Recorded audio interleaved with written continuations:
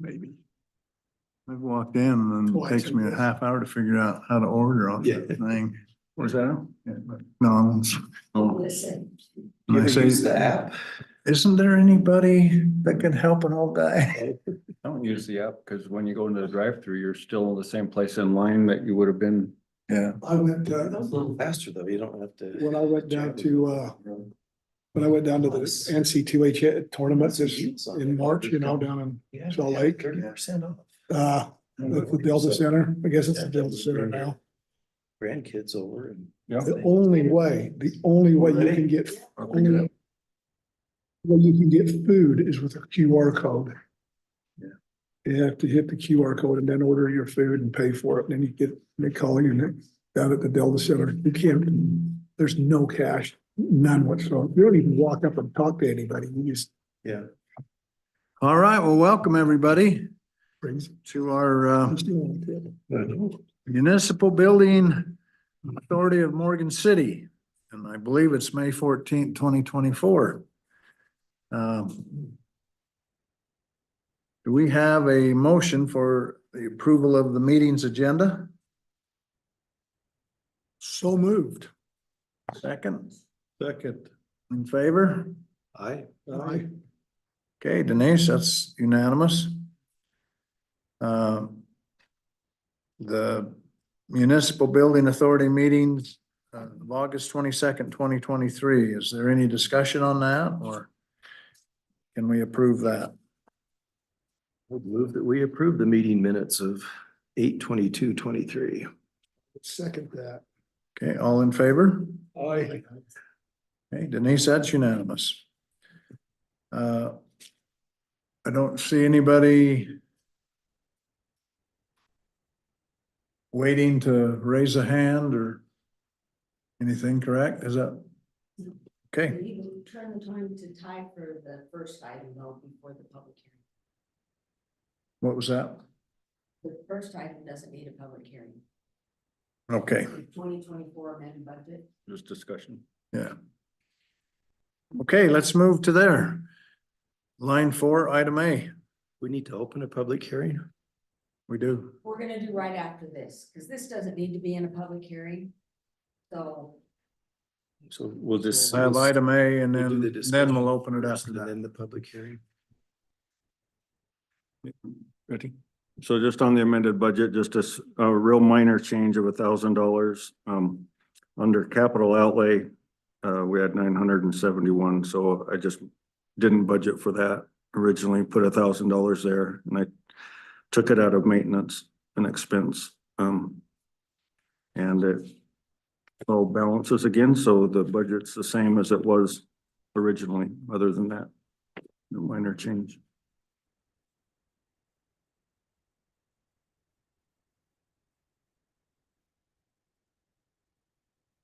That's all on the amended budget. Okay. Any questions, discussion? I don't.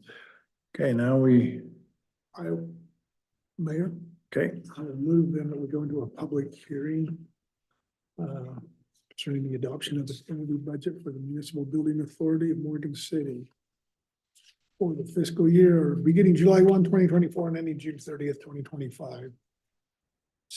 Setting the date for the public hearing to adopt on the budget. I don't know if I needed to say all that, but I did, so. second. That. Okay.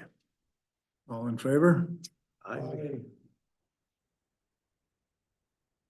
Okay, so resolution M 24-16, is that, am I on the right page?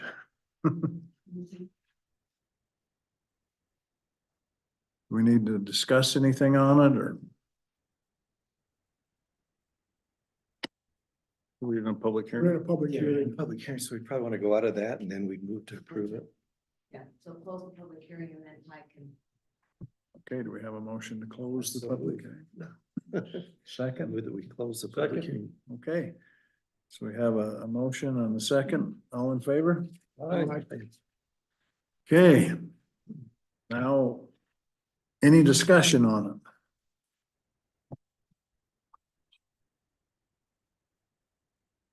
If there is, you're better than me. I can just Yeah, Yeah, give it an overview. just recap. Yeah, so. Executive summary. Yep, so the rents are the same. So if you remember, the municipal building authority is where we charge ourselves for office space, plus we charge the health department and health and human services, and now the train depot as well. So the only thing that's different this year is last year we did the 90,000 for 5 years of rent from the train depot. And we don't have that revenue this year. On the expense side, we have 125,000 that will, part of that will, we're gonna redo the windows. So none of our offices have windows that open. And so there's panels, we can replace one panel with, on each office. It'll crack open and then we can get some In this building. in this building. And then also redo the lights. So we have, not in here, but, well, these ones are even kind of going out, but we have a lot of fluorescent lights that the ballasts and stuff are all just the same age. They keep buzzing and flickering, and so we're gonna switch those out for LED, but it's the rent that pays for those improvements. So that's kind of the plan for this year. If you remember last year, that's where we got the tables and chairs and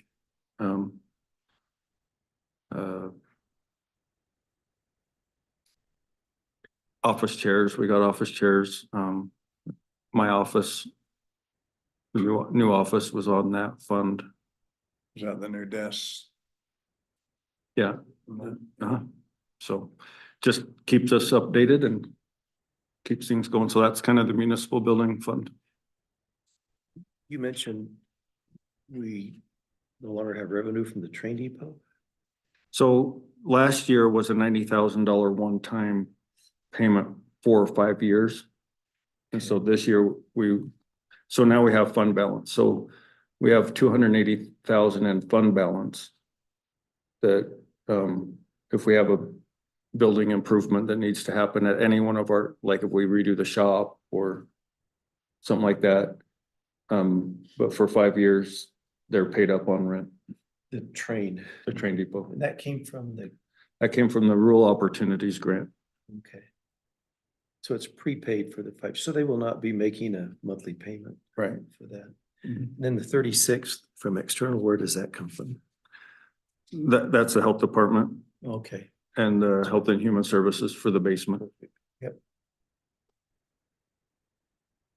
Do they pay that once a year? Or is that monthly? Quarterly. Quarterly. Yeah. So it's based on a monthly amount, but Yeah. we just pay it quarterly, just less transactions.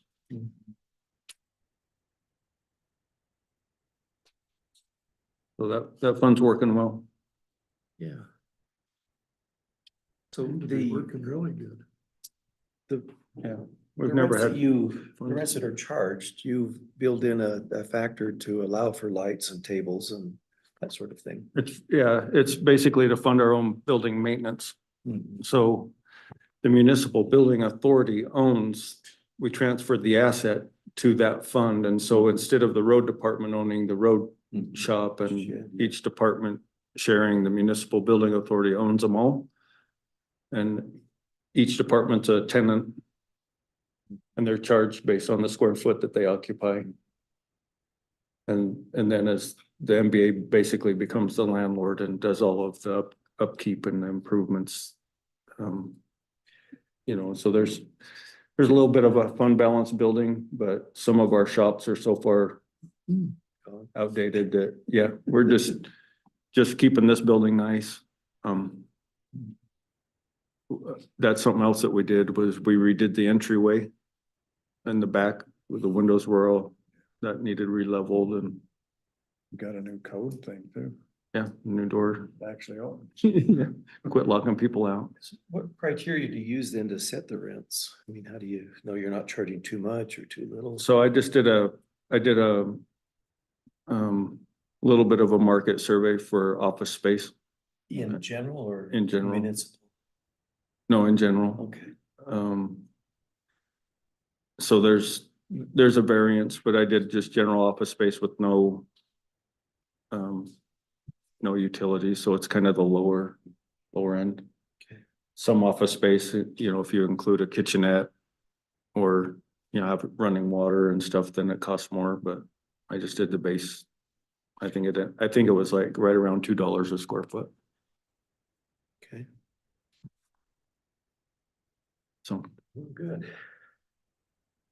Good report. Any more comments? Mayor, Tony? I will make a motion that we adopt resolution M 24-16. A resolution adopting a tentative budget for the Municipal Building Authority of Morgan City for the fiscal year beginning July 1st, 2024. Ending June 30th, 2025, and setting the date for a public hearing to hear interested persons prior to adopting a final budget. Did we need to set a date? Yep. June 25th. With the date being June 25th? Yep. Fifth, yeah. Yes. Second. Okay. I believe I have a roll call. Dave? Just got one question for Denise. The numbering of the resolution M 24, we've had 15 other municipal building authority resolutions this year. Holy Well, small. No, because my resolutions go in numerical order, so this is resolution 16, but the M means it's a building authority. Okay, And then our resolution number means that's a RDA. RDA, So so when they're in with all my resolutions, it's easy for me to find that. I see. So the 16 is 16 between all the entities.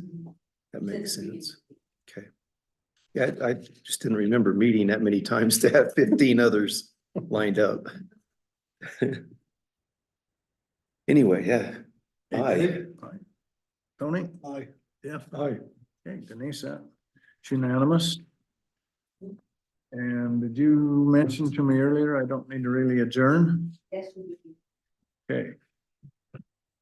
Adjourn the Morgan City MBA meeting. And we have a motion now to open the RDA, Redevelopment Agency of Morgan City. You won't need a motion, you can just. Okay. I will make a motion. So opened. I will make a motion that we approve of the meeting's agenda. There we go. We have a second. Second. Okay, all in favor? Aye. Okay. Everybody look over the redevelopment agency meeting of February 27th, 24. And is there any changes or are we okay? Yeah, that one was a little bit involved. I looked at it. You did a good job, Denise, in bringing all of that together. That was a little bit tricky on that one with the property purchase. Yeah, so good job. Yeah. And that's gonna be wonderful. I'd move that we approve the agency meeting minutes of February 27th, 2024. I will second it. Okay, all in favor? Aye. Hey Denise, that's unanimous. And you can tell I'm nervous because now I need a motion to open, no. Discuss. Yep. Okay, Ty. Okay, so the 2024 amended budget does have a grant that wasn't on there. So there's 412.14 if you look under transfer from general fund. So that, The updated tentative budgets I printed out, they're on the tables, but Ty gave me today. sorry, So that is. we made adjustments as soon as this morning too, so we just keep. I plugging got in. page 18, is that? what Yep. Everybody else is, Yeah, so, Gary. the first, I guess I'll just start from the top. The first amendment was just to recognize the actual year-to-date revenue that we've received in the RDA. It was more than the original budget. Then we got a rural opportunities grant. Second one. For Well, the grant's for 458,000, but they paid us upfront 90% of that grant, so 412, 414. That was last year. It's this year on the amended budget. So, Right there. yeah. So that amended this year's budget. And then, everything else is, there's some minor changes on the payouts back to the county, the school district, and, the general fund. So we're having trouble with this. The state and the county are supposed to remit 100% of the property tax that's in the RDA to the RDA, and then we pay them back 25%. And that hasn't happened yet. This was supposed to be the first year that they got that right. It wasn't right. So we've gone back and forth several times where, they paid the wrong amount, and then they said the school district owes you need to pay them back. And so if you look under the year to date, I haven't paid the county, the school district anything yet, or the general fund. I'm hoping that gets straightened out before June 30th, what the actual amounts are. They even just a couple weeks ago, they made another adjustment, but those payments will be made. It's just a matter of getting their books straight. So once I get the total dollar amount, what it's supposed to be, then I'll pay back the entities. That's in the hands of the county. Yep, just waiting for that. So anyway, that's the whole amended agenda. Again, Budget. what's the capital outlay then, the 850? What was it? What will that be for? Oh, so that's next year's budget. So that grant for the 412 is the alleyway in the RDA. So remember, we're gonna build an alleyway behind the businesses on Commercial Street. But that's in this year's budget. So we got the money this year, but the project's gonna be in next year. So we got the 412 this year, 90% of the grant this year. It'll go into fund balance, and then next year after July, we have 2 years to complete it, but if we can get it done, next year's budget, the 850 is the appropriation of beginning balance in order to cover the expense. So if you look, that's in the next year's budget, but Right, that's what we're approving, right? no, we're just talking right now about the amended budget. Oh, And then we'll start the public hearing and talk about the next line item. okay, They're tied together, so it's. okay. So. Anyways, I think that's everything on the amended budget. Okay, gotcha. Yeah, I need a motion to open. Public hearing? Yep. So moved. A second. Second. Okay, all in favor? Aye. Aye. Okay, Denise, that's unanimous. Okay, after the discussion, is there any more discussion? So for the 2025 850 capital outlay, what was that again? What was that going to be for? That's the alleyway. So we'll take the 412 from that came The in, grant. that we put into the fund balance, we bring that back out and have an additional amount to bring it up to the 850. Yeah, so the grant will pay for about half of the whole project. Okay, and then we're picking up the other. Yeah. We've already, and so we've received the funding for the grant. Mhm. And this 850 is combining the two and bringing it back out. So Mhm. the grant will pay half of that 850? Mhm. And they've already paid 412 of it. Yeah. Yep. Okay, good. So, yeah, because the grant was 458,000. And we've spent a little over 100 of that, is that right? No. How did we pay for the property that we just bought? We haven't closed on it, Okay. but yeah, Is that closed into the next year? yeah, it'll be next year for sure. Okay. Some of the concepts are changing and Yeah. the sense of urgency is different now. All that, so we still have approval to move on it, just waiting for the. Yeah, can appreciate the smile. Just a work in progress, we'll call it. I hope. Yeah. So anyway, that's what that 850 is. So. Okay. So we have 885 in fund balance. So that 850, just in case you were Yeah. curious. Funded then. Yeah. So that won't hamper the moving on with the project. Nope, the project's funded. It's just a matter of getting through all the process of property and design and put it out to bid and all that. So the property is turning into the city's property, correct? Yep, One piece of it with. yeah, one piece. Yep. And is that what we're sort of waiting on? Yep. That and then design. We're still working on a design that works for all the businesses. Okay. So we met with all the businesses and got support from everybody. They're pretty excited about it. Okay. That's what it's odd. I was just wondering if we're getting a negative thing now. No, we're just getting kind of the logistics of acquiring that first piece of property is up in the air. And to be honest, they're kind of doing some design work of their own to make sure that what they want to do will still fit with the property that's remaining.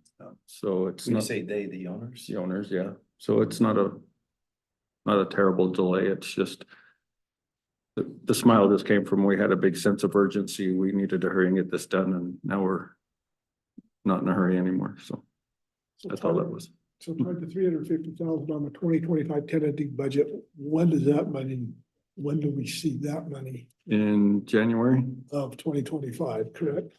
Yeah. And you say you're currently that fund has how much money in it, did you say? 885. And Does that a lot of include- that's is that- because of the 400,000 that we just That had. includes the grant money, right? Uh, Okay, all right.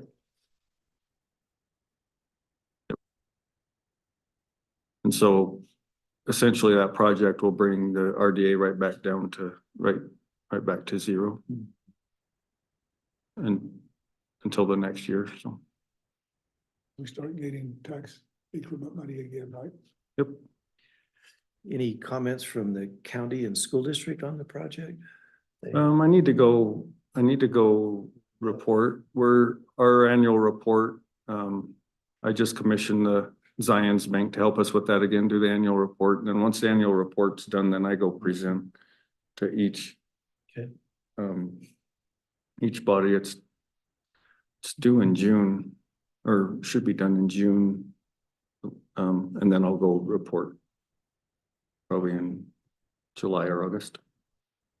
It's just an update report, but, so I really haven't got any feedback on the alley concept from them yet.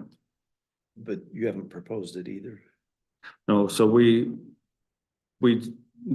this group, the RDA decides what to do with the money. We just report back on They've it. got a representative that's in there. No, it's you guys.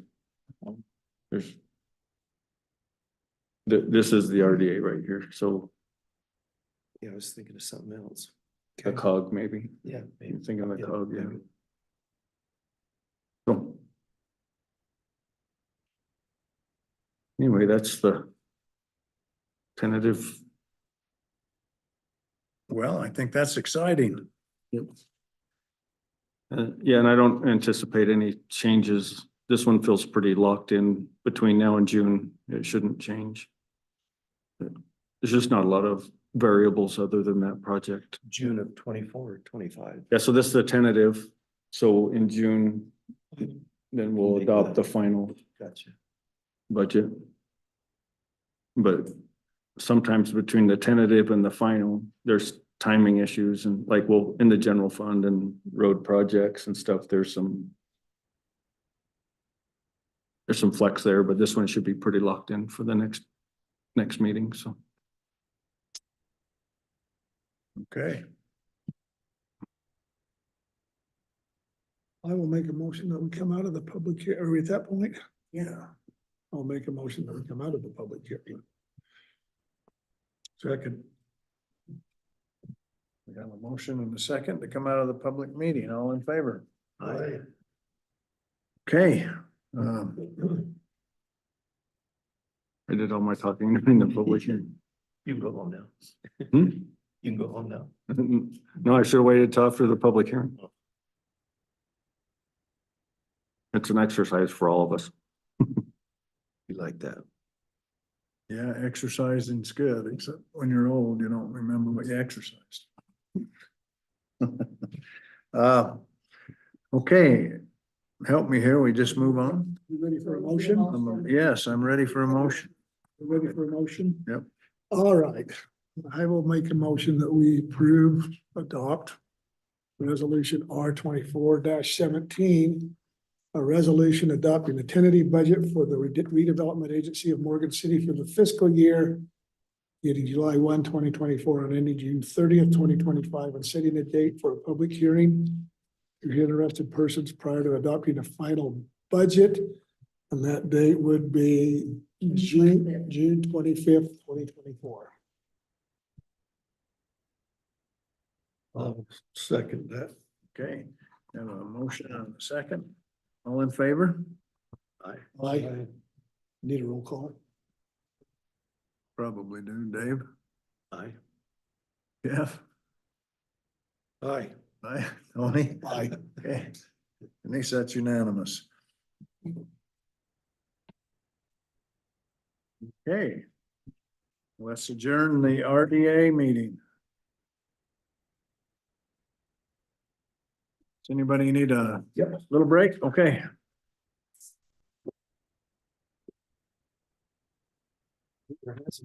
Next temple president. I'll do my own character. They've already got him. Oh, do they? Really nice guy. You'd think her. Okay, I'll do that. From your state. No, he's really not. Val Stratford is from our state. He's one of his counselors. Okay. And I can't remember who the other counselor is. Off the top of my head. But it is such a nice guy. That's good. Good, good group, huh? Yeah. You've been down south? Jeff? I haven't. No, we, even though we got to visit it, you know. Well, I was down about a week ago. They made sure we I haven't understood that it last- wasn't. what bit last week or so, busy That's pretty. doing Yeah. bids and trying to get Come jobs visit, kicked but, off. This is, don't get too. When's the wedding? Don't get too Stuff. connected. It's like Denise, how did your, September. open the houses 5th, go? They still go? They're still going to Okay. June. Yeah. So if it has any There was a bad bunch of kids, I habits, think, being that's posted down. because Yeah, he them was up here the the- only young man. today I saw. And I was, Okay, His so on this leader, one, 12. Morgan Valley Properties, we did, the title company called and asked for a release of that So- trustee note. so if there's any fault, it's I not did a his release of the fault. trustee note. Yeah. Now, Yeah, the Cottonwood title is coming back saying they would. would rather have a reconveyance. Why would you want a reconveyance? Doesn't that just- They it reconveys our interest. Whatever interest we Yeah. get back to them. Back to them, Back to okay, the- reconveyed back to the property. Yeah. So they want, okay, so I gotta draft a reconveyance for that. Hopefully I get it done before I leave on Saturday to your neck of the woods. Going I'm going to Calgary for a conference. Was that right? Mhm. That's great. Yeah, then we're gonna spend 4 days in Banff. Here we go, Steve. You I guys are think we're gonna gonna get, stay like, down here for work, aren't we? Oh, So. that's right. Hey, Forgot about that. Got it. So I'm gonna drag him around. That's dark. Oh, I'll take dark. Is it healthy? Yeah, dark They something. say it is. That So. one's probably, if you mix that with that, then it dark tastes chocolate with better. caramel. Okay, thank you, Mayor. So I'll get one of these done and, email it to you, then can you sign it Yeah, and take it to Wes, and then I'll just I notarize have it the after. reconveyance. I know I have the reconveyance. Okay, I have your file, so I'm sure I have one. If there's not a reconveyance there, let me know, Okay, because I Yeah, can dig through mine. okay. All right, thanks. Thanks. Good, how are you tonight? I didn't recognize you without a hat. That is, I like the shirt though, that's, I do have today, so. yeah. It's pretty good when you follow the First dark meetings? one with a caramel. Going for Just old habits, man. A dark one. Sorry. I like dark, but I feel like it's, After all these years. That is truer than what you think. Yeah, that's truer than what you think. In fact, it's embarrassing because I'm still mending suit coat pants and Not all without my mouth. suit pants. well, look, so I can't operate that thing worth a darn. Did you go down to the league managers? Yeah, the managers was good. Was it good? I still find it a whole lot easier with a mouse. I didn't see him. I don't see him with I'm incompetent with conference as much. this. Yeah. My kids I think, can't do the finger thing at all. my kids think I'm crazy. Don't you just use that, Dad? Because I don't like to. Waiting for Dave. He could have been there, I might have just missed him. There's He lives. quite a I group. got a letter from Deseret. There for a today. while. I had that outcome a couple of years ago. A lot of community Thailand. directors, like aspiring city To do a CWMU, they try to Department change heads, they've kinda- CWMU rules people or just- or something. invited more and more people to What, it. what was it saying? I changed my bylaws to uninvite. That Well, you, because I drew. did you draw out 2 years A ago? couple of years ago, 2 or 3 years ago, I got one. of the Give help- you help. 5 years as an emeritus member. Whoops. Did you You get have to one? start Oh, paying yeah. fees again. Anyway, it's kind of interesting. And Yeah, then but you nobody got 'em before they represents an all adverse died? interest, which One I of get. them, the winter? this- oh, yeah, But, this- Probably 3 years ago. They've excluded a lot of folks that have a lot of experience. No, yeah, ours, Maybe it must have been ours like is that. probably protect the. I don't know. From Tyson, Thailand, I Thailand. mean, that's good. a good- not the country Thai, yeah, see, those are. Yeah, That person who first over, you had a great experience, haven't seen them. W program that's facing potential changes in rules that significantly affect the small radio operators. We missed you last couple of meetings, Gary. These changes will occur. Been headed up to the north end. Program. Access to those. I know he's got a mother that's dying. of cancer. She's, she's going to estimate. Okay, Alberta. Yeah. I think- I'd like to welcome everybody to the Morgan City Council work meeting. July, holy Toledo, May 14th, 2024. Our number one item is personal policies handbook review. Has everybody? I got through it, but I found out that I didn't have any more retention than I did in high school.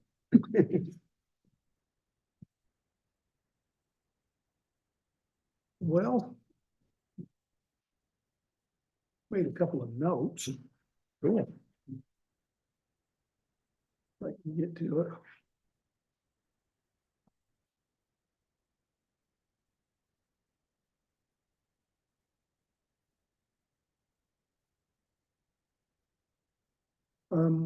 So I gotta find it here. It's on page 29. Of the policy. I don't know where I'm at here. Give me a second. Oh, that's page 11. Oh, I did have one on page 11. It's just more of a comment than it is. And it's not really a correction, it's just a comment. It's down there on B, dating relationships between other employees. I thought it's kind of dating relationship between other employees are discouraged but permitted. However, both employees have a responsibility to notify their department head, will in turn notify the city manager when the dating begins. I'm thinking, that's great. How often is that likely to happen? But anyway, it's okay. It's there, so. It happens in More a often than bigger not. city, doesn't it? Yes. Yeah. Is it? Very much so, yeah. Oh, okay. Yeah, we were dealing with one just before I left, so. While we're on that, I've got some comments. Is it all right if I chime in, Tony, or do you want to finish yours and then we'll come back to this? Oh, on this particular item? Yeah. No, go ahead. I just thought it was, Part of it is just a little bit of background for Gary, because some of this is going to be legal in my mind, and want you to feel good about what we're trying to do here. You weren't here in our last meeting when we reviewed the policy originally, but when we came to the relationship between a department head and manager and a relationship between other employees kind of hit in in my mind, a little bit of a brick wall in that the policy was calling for a review or an interview, if you will, with the parties involved to determine, and it was going to be by the city manager to determine whether the relationship was consensual or not. And I had a hard time with that and suggested that we don't get involved, that we stay away from the consensual side of things, leave that up to law enforcement or whatever. And some of this wording is what Denise asked me, and I've come up with some of it, and I'll explain what some of it is or how we came up with it. But in my mind, again, we're concerned maybe not as much about the consensual nature of it is how much that relationship affects the employee's ability to carry out their assignments with the city, their responsibilities and so forth. So in that light, we've tried to make some changes here and would like to make sure that we're okay. I don't know if you've had a chance to see these or not, or review them. So there was some of this, and let me just. Appreciate the background. That would be sub B is what you're talking about. There's that, and then on A also, the part on A. So you're on page 10? Yeah, so on page 10, and Denise, there's a couple of things that as I reread it, I'd like to maybe change also. Number on A again, the word consensual, we've been striking that out on everything else, just missed that one. So would probably start out with just romantic or sexual relationships between a department head rather than consensual. Because if we leave that in, all of a sudden a non-consensual one then brings up a whole other consideration. So I would say we strike that. And then down at the bottom, I put, and this was the development of such a relationship is contrary to city policy. That was taken from one of the other paragraphs. And I decided it may be well to move it up here because it reinforces that idea that we don't want it or we don't like it between a department head and an employee. So that was already in the policy, just moving it up to and I think is abbreviated a little bit, just up to another spot. Then on page 11, the yellow part there, rather than just taking the city attorney, the HR person and the city manager, rather than just taking appropriate steps, would look at appropriate disciplinary measures. And then we've got a whole chapter that outlines what measures are. We'd refer to that. And I kind of like the idea. It's a little bit of a strong statement, but I think it's kind of an exclamation point on what we're saying, which may result in actions up to and including termination. So we come down on the next part that's been struck. That was the one that again was problematic. Just didn't think that the city needed to be involved in interviewing and determining whether something could be consensual one week and the next week it isn't. Go figure. And again, if that almost, that's probably borderline, criminal and illegal if it's not consensual. From a legal standpoint, you may be looking at it differently, and that's what we want to hear. Then down on dating relationships between employees, it probably makes sense, and again, that's something we could still talk about. It probably makes sense to says notify the department head just so that, and like you say, Tony, it may never happen. And I wonder if it ever would, but nonetheless, it's department head would be notify the city manager when the dating begins to document that the relationship does not interfere with, so I'd insert the word with, or inhibit the performance of, comma, any employment duty or responsibility, maybe rather than duties and just duty or responsibility.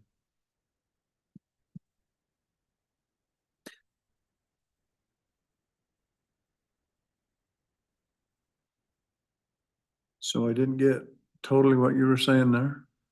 Pardon? So I'd like Gary to look at what we're trying to do. Does this do it, or is that something that maybe needs some more review on your part? And does it make sense to do what we're trying to do? Yeah, I read through it. It does make sense what you're trying to do. My concern is always sexual harassment, which is a reality. And Mhm. sometimes it's hard to tell what that is. Because you might get a situation where they're not necessarily the boss, but they have a very strong personality and they're prevailing on the other person. Mhm. And so it doesn't appear, it appears that it's a consensual relationship, but really it's not. So I used to have Steve investigate these all the time Yeah. principally because we want to make sure that probably the largest lawsuits we experienced were from instances where we thought two people were in a relationship that was consensual or happy relationship, Mhm. and it ended up in not being. In fact, we actually had one where we had a police officer that where he had a girlfriend that used to work for the city that committed suicide in front of him, called him out. Mhm. And so those are the types of things that if it's suspected that it's something less than accommodating, you have to have somebody that will do the interviewing on that. And I like, I think the city manager in most cases, would probably do that, but the best probably is an independent third party Mhm. that would And come in. Denise suggested maybe an independent person looking at it.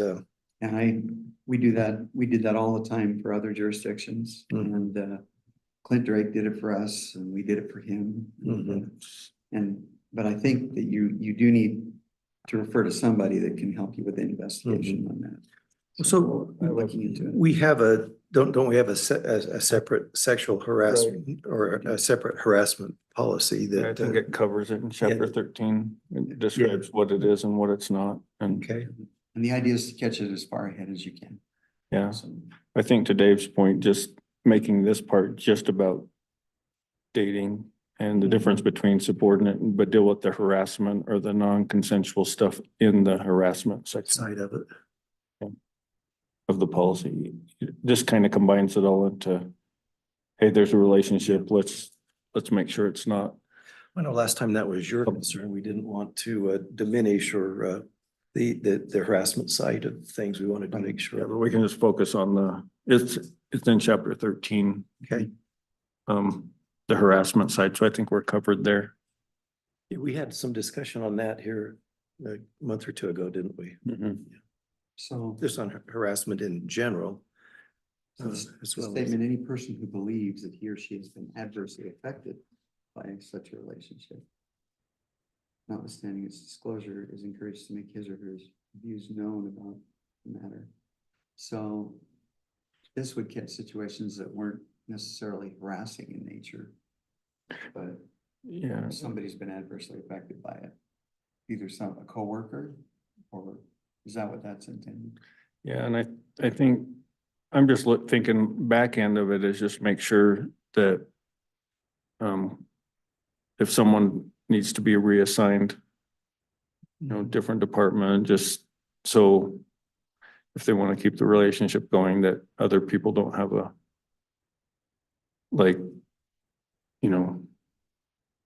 supervisor dating a subordinate or two subordinates or two employees in the same department. So I think that's where the whole concept of the interview is just like, what's going on and what can we do about it? And if there's no way around it, I think there's also a chance that one or the other decides that they need to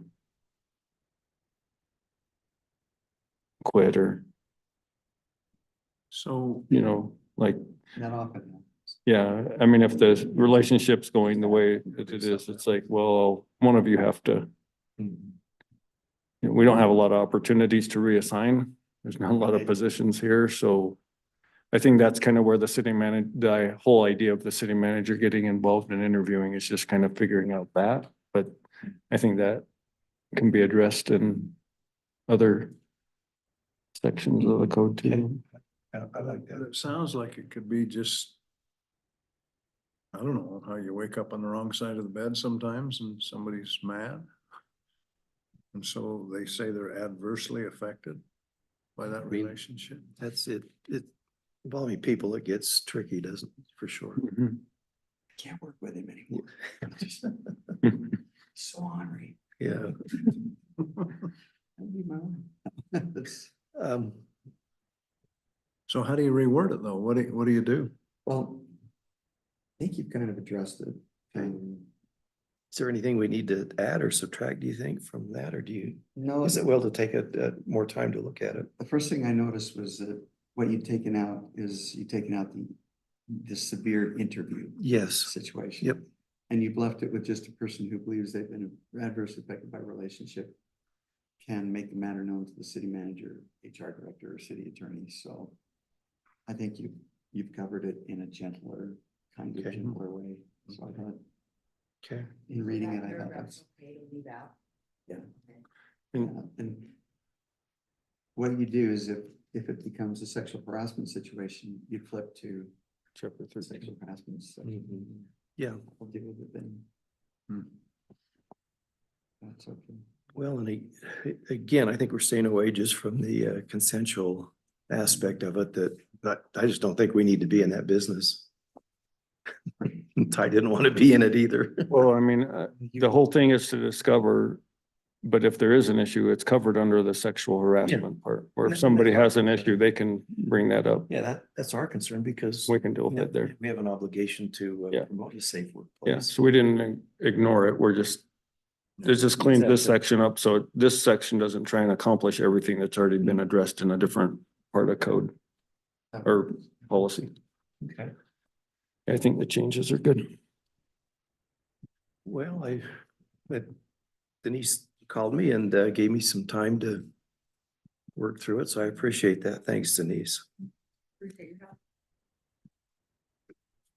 Did you find your other one? 29. Okay, Page thank you, 20 Tony. Page 29. Two questions there. Under A overview, retirement, now we're talking about this Mhm. 6% that we discussed. On 29, In page the 29. last year of employment. Item A. Retirement eligibility depend. You aware of what we were doing there, Gary? Okay. Retirement eligibility depends upon 1 year, dependent on years of service and age. An employee eligible for retirement benefits participate in the URS and or an alternate retirement system. What is an alternate retirement system that would qualify? So if someone's paid into it, like, yeah, 401k or, Okay, The reason why that paragraph was added was in the work session last time, you guys wanted some type of a definition of retirement. So that's. Yeah, the thought there too, Gary, was, somebody says, I'm 40 years old and I've decided to retire so I can get that benefit when maybe they don't otherwise qualify. So we wanted that retirement, in order to qualify for the benefit here at the city, they needed to qualify for retirement with the Utah State Retirement System or some other, but I'm wondering I'm still. if maybe that could be a little bit more specific I'm a little bit, to still that a little regard. bit confused on that. so our So I other, could, I'm working for the city. I elect to take this benefit. And I give them a year's advance notice that I'm gonna retire, so you're gonna boost my salary 6%. Mhm. The alternate is what? My 401k? I'm confused. You're gonna boost that too, or I'm sorry, I'm You say I'm eligible for retirement. I think what we're trying to say here is what creates that eligibility. so that's why in the other section of code, we just left it at URS.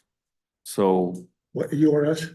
That So- makes sense to me, but yeah, because Would that be better to do that here? I think so. Okay, That's the that's only kind thing of- we recognize. So the idea isn't, I'm gonna retire, I'm gonna quit and just draw on my 401k. Our whole standard is URS. So you're eligible based on age and or years. So there's alternate, we don't have an alternate retirement system, so Okay. there's alternate ways to System. retire, right? Like you can put into your own personal retirement account, but the eligibility should be based on the URS. I guess Rules. that's my thought Yeah. too. That's. Yeah, I agree. As well. Cause that makes sense to me. With the Yeah, alternative- so it means that you're eligible and you're actually retiring. You're just not quitting and moving on to, Just, yeah, you're just not taking the So benefit. the only option for the Is you- city employee would be the URS. URS. RS, not Mhm. Yep. 401k or Yep. just their personal. And then part two of my question is down at the bottom of well, it's the bottom of the second paragraph under policy. Or if the employee has already maxed out their salary range, they're eligible for the 6% pay or increase or a one-time bonus. How's the one-time bonus? How is that calculated? What is that? Is that 6% of? What does that mean? I don't know where that one came from. Well, that was after, And you would. you had me explain whether or not this policy would Would help you. help me. Yep. Then it was mentioned that, okay, if somebody's at the top of the range and they want to do the benefit, but they're maxed out, the policy currently read that they're not eligible for this benefit. I get, And so So you mentioned giving them a 6% raise or a one-time bonus, so that's what I put in there. But then Ty mentioned that the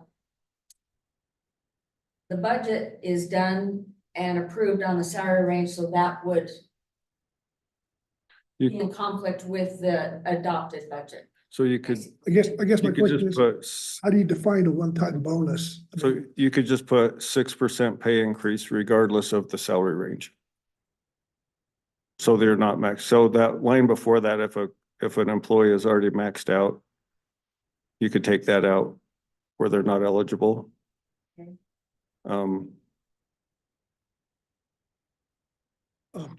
But that, the bonus is better than the 6%. Why wouldn't you take it? Because it adds to your retirement into perpetuity, right? Right. You need to add to your salary instead of take it in a bonus. You'd be silly not to take the 6% because it's part of your, You're What? saying make it part of your salary rather than a one-time bonus. Yeah, but you're not capped by your salary range. It'll just, you could just put a 6%. Because of the policy. Yep. Gotcha. do So you then want to Denise- word that then? I'm good with the 6%. I'm good with the policy, other than I just didn't quite understand the that one-time Yeah, bonus. you just word it so it doesn't, If they're maxed out, they're eligible for the 6% pay increase. yep. And Yep. just leave it at that. Yep. Okay.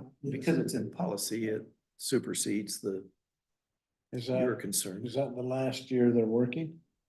The last, yeah, it'd be the last, Yeah. The year that they So they would declare have to that they want that declare. the benefit. year they declare that Declare the- I'm gonna retire Retire in in- May of 2025. So that year they'd have that 6%. Which would go toward their URS retirement.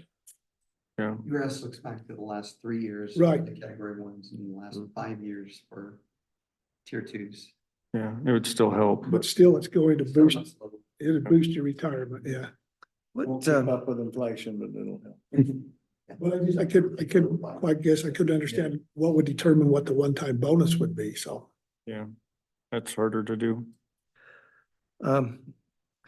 I'd like to go up still and look at some of the wording on the one above, and I think we can make that a little bit, yeah, cleaner, but let's continue working on this one. If the employee has already maxed out, is there another word we could use besides maxed out? I'm not sure that's really definitive. Employee. If the employee is already at the top of their top step, Top step of their salary range. Their salary scale. yeah, and there's, They're eligible for the 6% pay increase period. Yep. Okay. All right, if you, You writing this down? somebody write that down. Denise. Yeah. You got it. Did you get that? Okay, then back on the overview, retirement eligibility probably should say depends on years of service and age. An employee is eligible for retirement benefits and depends on years of service and age. An employee is eligible for retirement. How can that read? For retirement benefits are eligible, do- And that they just participate in the URS, you just take out everything. Eligibility doesn't need to be Service, twice. Age and participate in, And the you benefit, want to just tie to URS. are eligible for retirement benefits in the Utah State Retirement System. How does that sound? Mhm. Retirement benefits, just strike that word participate. Service and age and rather than say employees and are eligible for retirement benefits in the Utah State Retirement System, period. yeah, strike the and or alternative retirements. Yeah, so retirement eligibility depends rather than dependent or depended, depends on years of service and age. Oh, and let's see, retirement, well, State retirement system, yeah.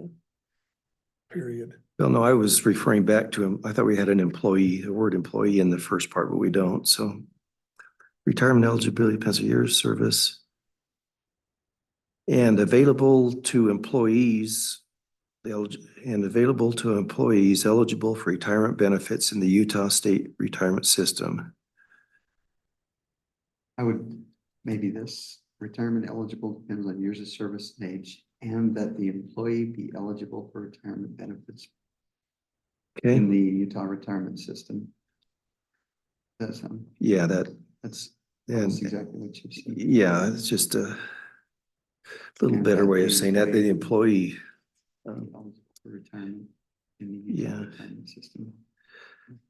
Okay, so read that to Denise, for Denise one more time. So retirement eligibility depends on years of service and age, and that the employee be eligible for retirement benefits in the Utah retirement system, in URS. Sweet. Same. Yep. Hit the spot. Mentioned Dave with the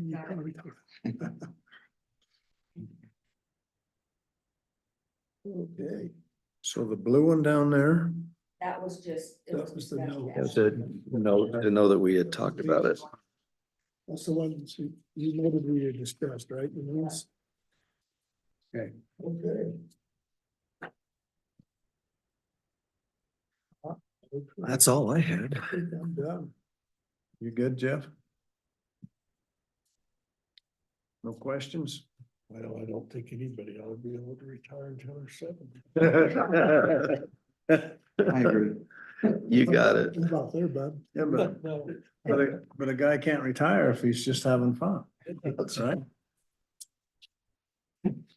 Okay. Well, good work. Thanks for your help, Dave. Thank you, Denise. Item 2. Authorizing the expense of up to $10,000 for replacement costs of Michael and Shannon Moak's driveway at 685 East, 100 South Morgan, Utah. Resolution 2420. So is everybody familiar with that project? Yes, everybody but Gary. I know you're digging up streets, so it's good. Getting things done. I think the consideration, should I just explain it or do you want to? I can. Okay. So, several months ago, almost probably a year, it was last season, I went to their house and they mowed the Moaks and, the water from the runoff came to their driveway and it's still flowing in the gutter, flows down and through under their driveway. So I met with them and said, yeah, we got to remedy a situation. We put a bead of asphalt just on a speed bump, basically on their approach to keep the water out just for that season, temporary. And then we went to work on redesigning the whole road. And that's this project's realigning the sidewalk to kind of, it's the only solution to really to make their driveway passable and get the stormwater where it belongs. So that's why we're realigning that road is, so we acknowledge that, Have a storm drain there. right, yeah, nowhere for the stormwater to go. So the whole point of the project is to eliminate this situation. I've met with them and just told them, you know, what do you want to do here? And maybe I'll just submit an insurance claim. So we submitted an insurance claim and it got denied because they don't cover any stormwater. So there's a clause in the insurance that just says we don't cover stormwater at all.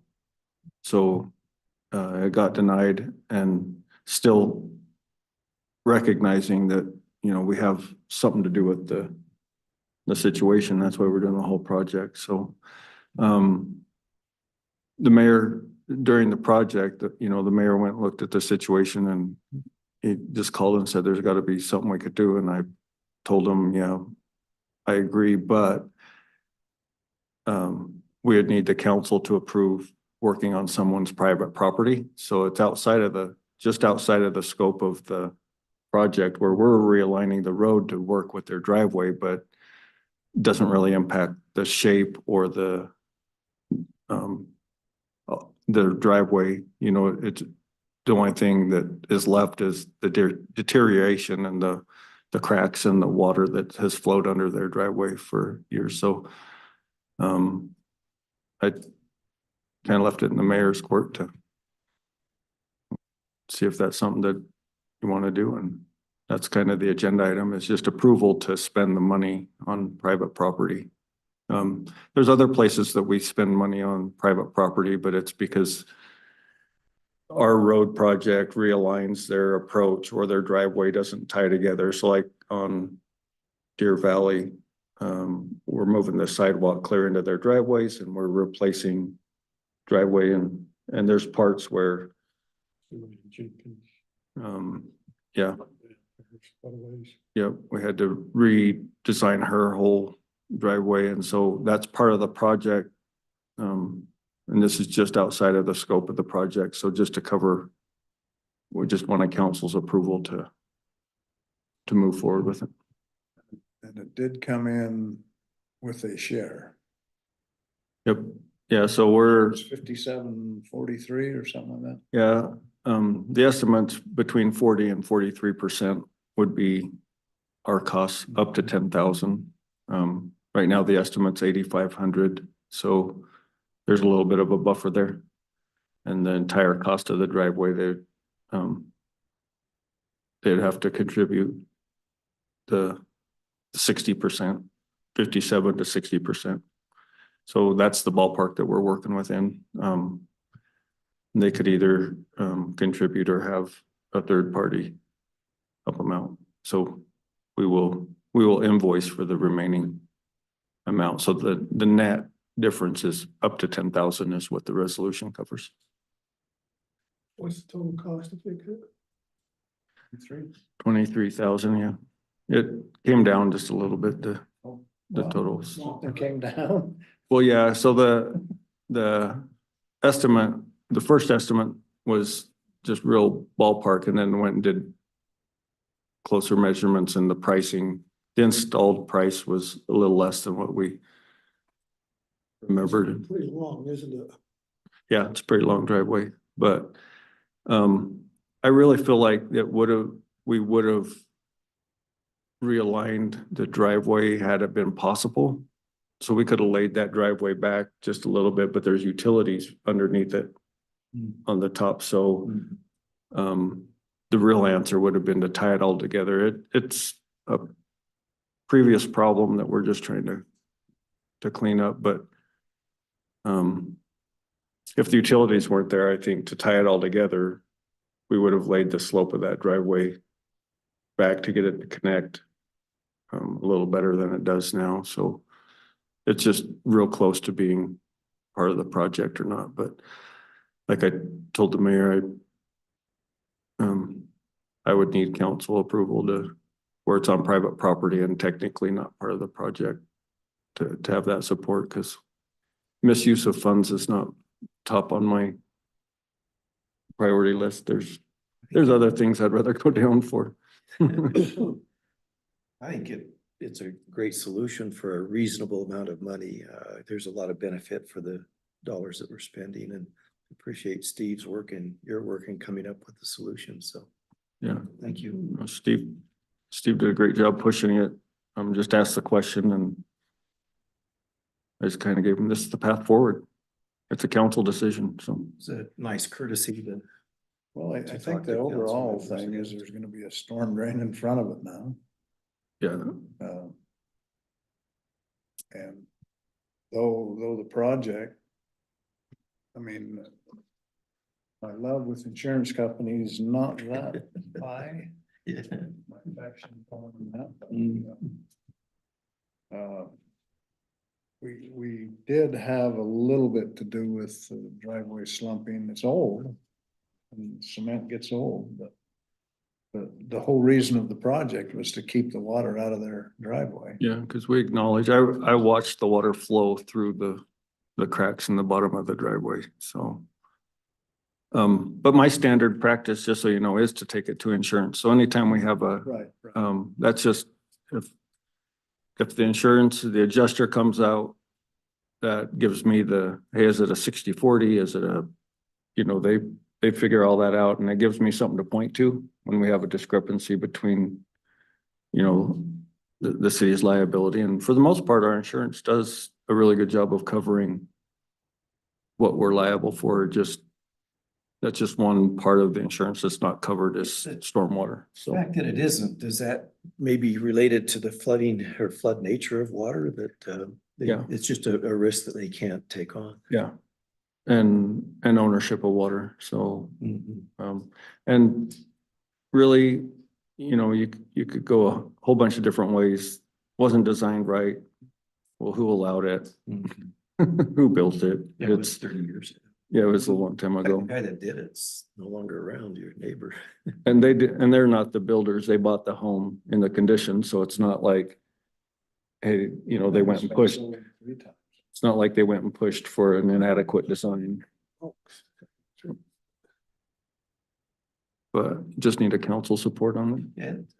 And it's one of those where you just feel good being a part of the city that's come to a solution. Yeah, and I think that's like Ty mentioned, we have figured some things out. We figured out a driveway with a sidewalk project down here that he couldn't back his trailer in because it was too steep, and so. Got high-centered. And, and the mayor and I go back and forth on a lot of stuff that the city does and we've talked a lot about, we don't want to create a problem in the future. And that's that's some hard conversations, right? Setting precedent. With annexations and developments is like, anytime we can eliminate a problem from the past and not create one for the future, that's kind of the goalpost of decision-making, so. Well, this just, Jeff, you're in construction, so it just makes sense to fix it before you pour the sidewalk. But they did the Crack same. all out Yeah. after, so. Yeah, for sure. I think that was a great job. Good work to you two. Yeah. Uh, Well, the mayor facilitated all the conversations that frankly are in the mayor's purview outside of mine. So I can rack my brain around solutions, but it's really not my place to go.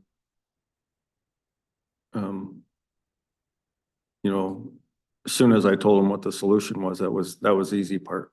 This is all I need. I need something to point to that says I'm authorized to make that expenditure, but He goes to work. yeah, there's some neighbor cooperation and different things that had to Yeah.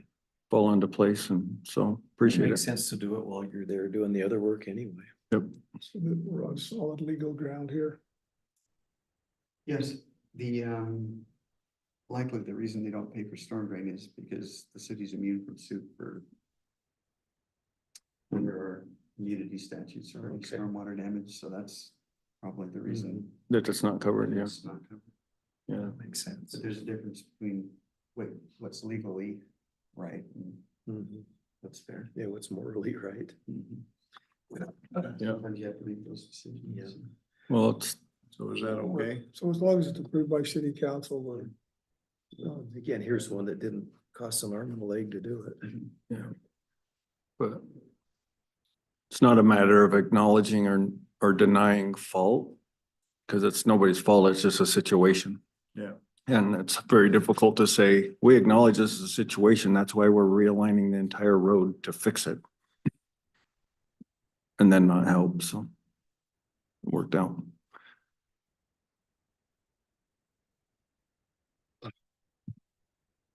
Okay, let's see, we have a few minutes. Training. Oh, That's rare. Denise says, "Back for training," so I can talk anytime, just. Turn on your mic, please. Yeah. You might want to keep it off. So speaking of claims and cities and fun experiences, we were with the city attorneys this last week. And the city of West Jordan just ended up in a lawsuit, and the settlement on the lawsuit was $1.5 million. And so I wanted to talk a little bit about some of the things that the attorney had indicated had gone wrong in that particular situation that set the city up for a $1.5 million essentially judgment. They are appealing it, and I think they'll probably prevail, but just to give you an indication that attorney's fees so far are $500,000. And so even though you win, sometimes you don't win, right, with the attorney's fees. Of course, it doesn't hurt my feelings. But so what happened? It was kind of an interesting situation. And this is what I like about Morgan, is that we do collaborate between engineering, between Lance on roads, between Clark on the electrical and the sewer system. We get together in these pre-con meetings and we discuss. I'm not at every one unless there's some issue that needs to be discussed, but Matt's there, Jake's there where he needs to be. But collaboration is what was missing in this situation. So what you've got is a salvage yard that has been there for many, many years. And some very, very creative and well-meaning ordinance enforcement person went out and looked at the salvage yard and said, I don't think this meets the requirements for a salvage yard. I don't think they meet those requirements. And they went back and they looked at the conditional use that had been granted, and the conditional use indicated that they had to have either concrete or a solid foundation for the cars to be able to be placed on. And so they began to press. This individual gave them notice, and it's a very big yard. It's quite large, that they needed to go ahead and make sure they paved it or make sure they put solid road base, on there. And anyway, the bottom line was that somebody decided to enforce it by stopping there's a rotation that these tow trucks are on and these salvage yards get on. You're probably aware of that. And they decided to take them off of the rotation until they complied with the zoning requirements, what they considered to be the zoning violations. The tow trucks and the salvage yard are the same. They were the same People. entity. Okay, same Yeah. companies. That's where they stored the salvage yard, is where they actually stored I see. What they the pick up. vehicles when they picked them up. And they stored them for other entities as well. It wasn't just them, but it was. It's almost like an impound lot. Yes, that's exactly what it was. And so they shut it down, and no coordination between the attorney's office, city manager, and the ordinance enforcement. And so it was shut down for a period of time, and they sued the city on a number of different grounds. One, that there was never any due process. In other words, an opportunity to be heard. In Morgan, if Ty goes out and issues an order to clean up a code violation, then they have the opportunity coming to the city council and indicating why they think that should not exist. That didn't exist there. They didn't have an opportunity to do that there. Second thing was substantive due process. They said that this is arbitrary, capricious, and unreasonable because all of the other impound lots around me don't have solid ground. And they sued under a thing called 1983, which is a federal statutory provision that said where you're deprived of your property or some right as a result of a law that is imposed by the city that violates your constitutional rights, then 1983 kicks in. And if they prevail by $1, they essentially win and they can get their attorney's fees under 1988, under another section of the code. And so they pushed that forward. Then the other thing they pushed forward was, which is kind of interesting because this is the thing that paid the most, was the loss of business profits and then the trauma on this lady. There was a news article and I should have brought it so I could play it for you, but I didn't know how much time we'd have. But she was real sympathetic. She was, friendly, kind of wide face, and just, they put me out of business. She was the owner of this salvage yard, which is kind of a rough business to be in anyway. Yeah. But anyway, so she got on TV and she talked about how this had disrupted her life, almost killed her family. And this is, it was just a bad situation all the way around. How long out of So- business? So they were out of business for, can't remember, I think it was close to a year Wow. that they shut them down. And then all of these other people didn't have a place to put, so all of them joined together in this lawsuit. And so you have all of these people who can't find a place for their vehicles now that have been denied the opportunity of putting their vehicles in this particular area. So they went back and the attorney tried to collect everything he could. And this is another lesson learned, and that is that you keep your records, you keep your emails, you keep your texts, and you make sure that you keep them in a place where the city texts are here and your texts, that have nothing to do with the city are in a different place. But that you also keep the documents that you exchange between property owners and yourself, or like the letters. If you had letters, Ty, that you received on this situation with the curb and gutter, then you keep those letters. Those become important. So after the case had been tried before a jury, the jury found that they were sympathetic with the lady, that she'd gone through pain and suffering. And the pain and suffering for the lady and each of the individuals who wanted to put their cars in the yard was different for each one, but she got the highest recovery out of all of them. I can't remember, it was like a couple of $100,000, but it all added up. Just to for about pain. $1.5 Just million for pain. for pain and suffering. That was the main thing. They prevailed by $1 on the due process claim and $1 on the other so that they could collect attorney's fees. And I'm sure the jury had no idea that, because you're not allowed to say anything when you present your case, that, hey, please don't let these guys prevail by $1 on this, because if they do, he gets paid. You don't want to say that. You don't want to be in that circumstance or situation. But all the time I could see the city consternated, that they might, just out of a token of being nice, go ahead and give these guys $1, prevail by $1. But then they were surprised by the jury's decision to give them pain and suffering. Now, these are all, junkyard dogs. I mean, literally, these guys are the tow guys, but she came across very sympathetically. And so it was about $250,000 for her, and then a little bit for each of them. Now, this is the bad part. I told you, keep all of your documents and all of your letters and everything that you've got, because someday they may be of at least up until 4 years, where the statute of limitations runs on most crimes, or not crimes, but civil situations.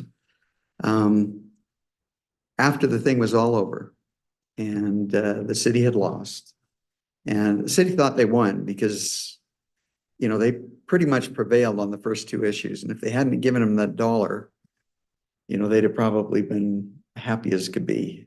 But the ordinance enforcement guy comes up to the city attorney and he showed him, in fact, they actually discovered this at discovery. They discovered it at discovery that there was a conditional use granted that the city didn't have a record of that allowed them to put rotomill, which is, what that is, Jeff? It's the asphalt service. They allowed to put that down, them to put that down instead of the concrete and the road base or whatever it happened to be. They allowed them to do that. City actually, there was actually a document that existed that wasn't found until discovery. And then at that time, the attorney turned to the ordinance officer and he goes, "Did you know about this?" And he goes, yeah, I knew about that, but he says, "I just thought it'd be bad for us if I brought that forward and showed it to you, you know?" And yeah, it was bad for them, Even worse. but it was even worse because of the fact that he hadn't brought it forward. And so it's that type of education that needs to take place. You don't hold something back because you think it's going to be harmful to the city. Everything needs to be on the table. Because the thing that attorneys hate worse than anything else is surprises in depositions. Those are really, really tough to handle. And so anyway, they could have actually made a determination before the thing started that there was no case, that they didn't have a case, the city didn't have a case. They would have paid probably less than $100,000 in attorney's fees and damages instead of going all the way through a trial before a jury. And juries are wonderful, but sympathetic. you never know. Yeah. And they will always be sympathetic. And at the very least, they'll always split the baby. So if the other side's claiming this much in damages, they'll generally come back with something in between and ignore the fact that this is what it really is. It just is the nature of a jury. So anyway, that was an interesting case, and they're appealing it because there is a good argument that pain and suffering can't be suffered by a corporation. In fact, there's a lot of case law out there that indicates that if you're a corporation, it was the corporation that was actually losing the money and out of business, have you ever seen a corporation suffer pain and suffering? I never have. It must be pretty miserable looking. Maybe put big tears in your window or whatever you want to do. So I think the city's likely to prevail, but an appeal is another probably up to $100,000 to really do a good job on appealing the case. So the moral of the story is make sure you keep your documents, make sure you keep your emails. And if you know something, even though you don't think that it could be helpful to the case, or even if you feel that it could be hurtful to a case, make sure you disclose that as soon as possible to the attorney involved in helping you out. Be totally transparent, especially with your own legal counsel. Yeah. Because he could have pretty much resolved that back then for a lot less. So anyway, that's the sad story of West Jordan. There are a growing number of cases. What I've noticed in the legal business right now is that there are a growing number of attorneys that don't settle anymore, and that essentially are just, they don't get paid unless they go after the case, unless they actually try the case. And so the more documents they can send, the more, if you get an attorney that can work with you and settle a case anymore, it's a good thing. But the majority of cases nowadays, there's a set of attorneys, and especially with the growing, there's some big companies that have come in and hired or just bought out law firms in the Valley. There's a big one in Salt Lake that bought just about every attorney that they could find. And their philosophy is not to settle a case, but to take it all the way to trial, because you make more money if you take the thing to trial. And that's absolutely true. We've got one right now that's a simple eminent domain case with an agricultural piece of ground. And these poor people the attorney's been fighting it. I had before I left, a book about that thick of pleadings and requests for documents and everything else. And each one of those, were at least worth $1,000 to $1,500. The attorneys charge $550 an hour, the lead attorney, and then his assistant charged $450. So do the calculation. Do the math. He'll appear on a motion. I brought a motion one day on something the judge had already decided on. And he came all the way from Salt Lake.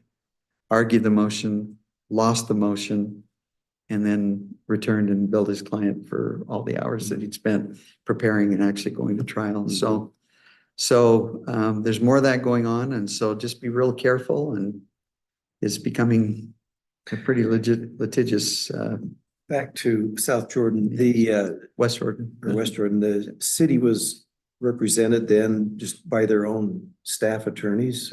Or do they ever go outside and look for expertise? Their own staff attorney worked in conjunction with an outside counsel Okay, on this one, and that often happens. okay. And so if we got into a large piece of litigation, the trust would actually defend you, Okay. and I Okay, would good be point. co-counsel for that, probably. Yeah, I in remember you that saying that before. situation. So you kind of, you want to make sure they're on top of it, and you want to make sure they do everything that they need to, but when the trust is defending you, they've got attorneys that specialize in those areas. Let's suppose the appeal isn't successful. Who pays for the claim? Where does that come from? That's a really good question. Anybody know? The trust? Insurance? Yeah, Yeah, but where does the insurance come from? Is some of us. the trust self-funded, or is it just an insurance policy? I know Irma self-funded, so you have to pay it back. So it comes from the citizens. Yeah, Ultimately. ultimately, yeah. Yeah. I mean, Yeah. the premium to the insurance is paid for by the municipalities. And that big of a hit would increase your premium considerably. For everybody. Yeah, well, mostly for the city that, Okay, just That like was involved typical in it. insurance then. that's something that could have been avoided though. That's the really, really hard thing to look back at and say, oh, $1.5 million. That's, Yeah, hard to a make big hit. everybody pay for it if they were the it is. bad players. Yeah, it is. So anyway, that's, Good story. there's another couple of those too. And the others are land use related. So that's another area that's becoming very expensive. So. Yeah, I mean, that makes sense to look at what went bad and learn from it. Yeah. Yeah. And What can be done different? the interesting thing that you've always done, that Morgan's always done, that I really like is you look at it and you say, does this make sense? Mhm. Or are we just trying to pound somebody into the ground? And if it makes sense, what we're trying to get is compliance. We're trying to get work with people. Again, I think it was Abraham Lincoln that said it's a very poor attorney that litigates. And Tell that to it's, these young guys. it's really true. He also stated if it makes sense, pursue it. Yeah. Well, we'll adjourn this meeting and have a short break, and Thanks, Gary. thank you, Gary. Got a grandson opening his call, and we're gonna be out of here at 8:50. Yes. 8 o'clock. Yeah, we've all been, we're all predisposed to getting out of here. Gary won't argue. Not at all. That's great.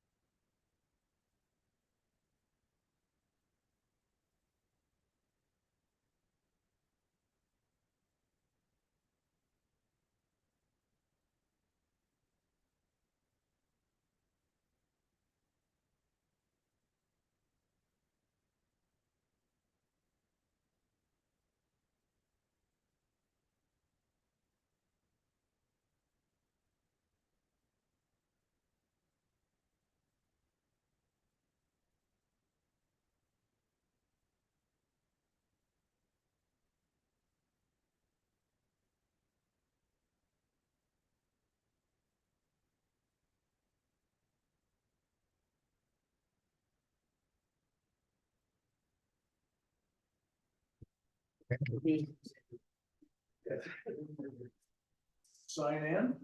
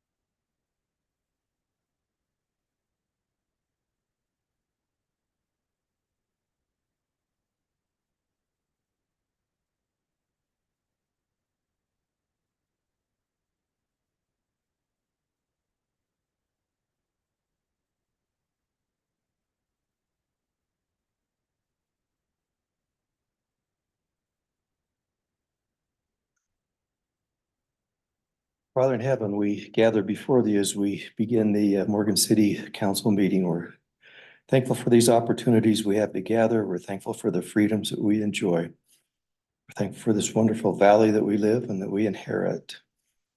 We pray now that we might make decisions in the best interest of the city and the citizens of our community. In the name of Jesus Christ, amen. Amen. Okay, if we go to number one, item C, do we have an approval of the meeting's agenda? All right, move we approve the meeting's agenda. I'll second that. Okay, all in favor? Aye. Okay, thank you. On our consent agenda, approval of the minutes of the city council work meeting, April 23rd, 24. Minutes of the city council meeting, April 23rd, 24, and the warrants from April 19th through May 10th, 24. Is there any discussion or changes, or do we have a motion? Mayor, I will make a motion that we approve of the minutes of the city council work meeting, April 23rd, 2024. The minutes of the city council meeting, April 23rd, 2024, and the warrants covering the time period of April 19th, 2024 through May 10th, 2024. We have a second? Second. Okay, we have a motion and a second. All in favor? Aye. Okay, Denise, that's unanimous. Okay. We have some citizens that might want to make a comment or. Okay. You would like to go there and we usually don't have too many comments, so most places say 3 to 5 minutes. If Can you turn the mic on and remind me your name? My name is Jason Mills. I live at 385 South State Street. So I was at the meeting you guys had to vote kind of for the soft annex a couple months ago. And my home was, brought with the possibility to be annexed into the city. And when I heard you guys speak, I felt like you were saying that it would be our choice if we wanted to be annexed into the city. It would be our, you would review it if it was something we wanted to do. And you also said if we didn't want to do it or didn't want to develop a field or whatever, that was our choice as well. And so I'm very concerned about this new amendment to the utilities agreement. My house is in the county, but I have water and sewer with the city. And basically I'd be giving up all of my Title 10, Chapter 2 rights as far as being annexed into the city. And I don't feel that's in line with what I heard or understood. And I am concerned with that. My house was built over 40 years ago and it was designed with that setup, with the water and the sewer, and to put in a new septic tank and a well on a home that's 40 years old is probably $70,000 to $80,000. And I don't have any intention of annexing into the city. I'd like to keep that right, but I'd also, for lack of a better word, I feel kind of threatened by that amendment. I don't see any secondary options. I don't feel like that's the spirit of Morgan to force people to do things like that. I understand that the property up above my house is wanting to be developed. I'm okay with that. Obviously, none of us neighbors want 400 condos next door, but it's good property for homes like ours. And I hope this isn't an attempt to change zoning or different than what it was on the map that was presented. But I am concerned, and I'm not willing to give up all of my Title 10, Chapter 2 liberties. There's a couple hundred pages of rights that the state of Utah delegates to me as a citizen. And so Where's your property at again? my property is 3 houses down from the cemetery road.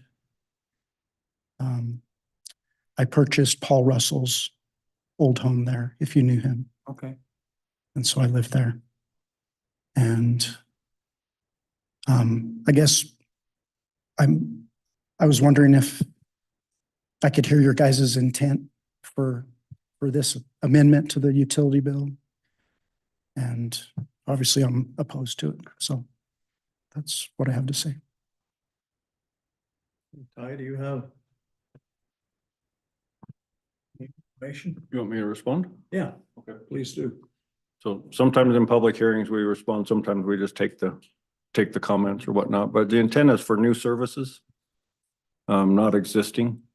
So under the service agreement, if someone requests, right now, we don't even provide services without annexation for new builds, but for an existing home, if somebody needed or requested utility services, so my well failed and I need city water and it's available, then if we, for some reason, do extend city services outside of the city limits, once that customer has made that request. The idea is that we don't extend our services to someone that's then gonna protest future development, because the only reason we extend our boundaries is to provide services. If that makes sense. So Understand.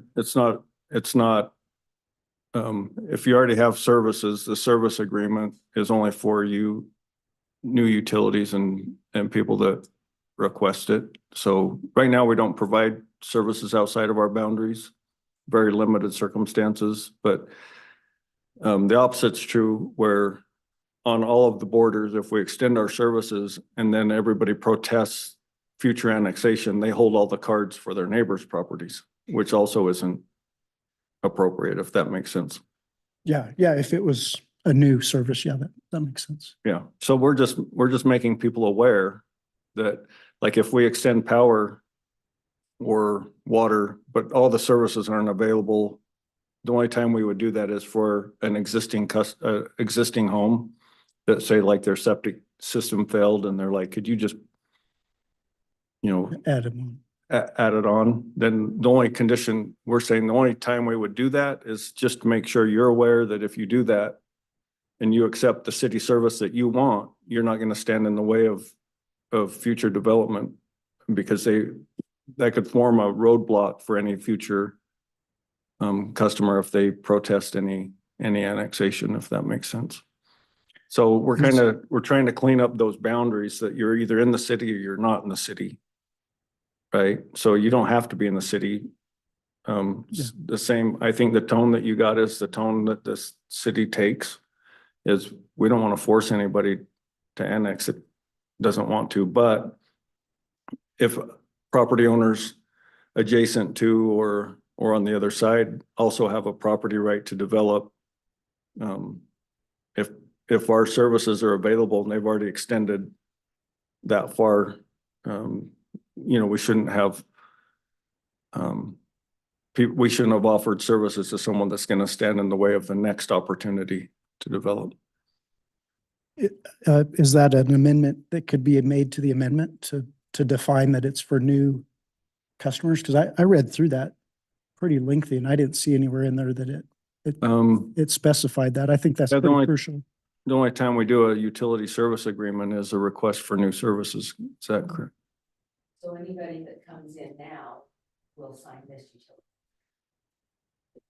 So if you have utilities, there's no reason to request a utility.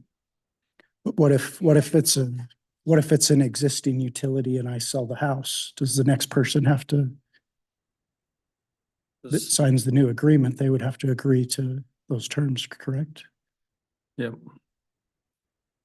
So it's that's a transition, but for all the current, you see what I'm saying? That it's a way to transition to everywhere we've extended services. You're good as long as you have them and you stay. But if you sell, then the person's going to be aware when they sign up for services that, they don't have the right to protest future annexation. so then it's not completely for new. New customer, yeah.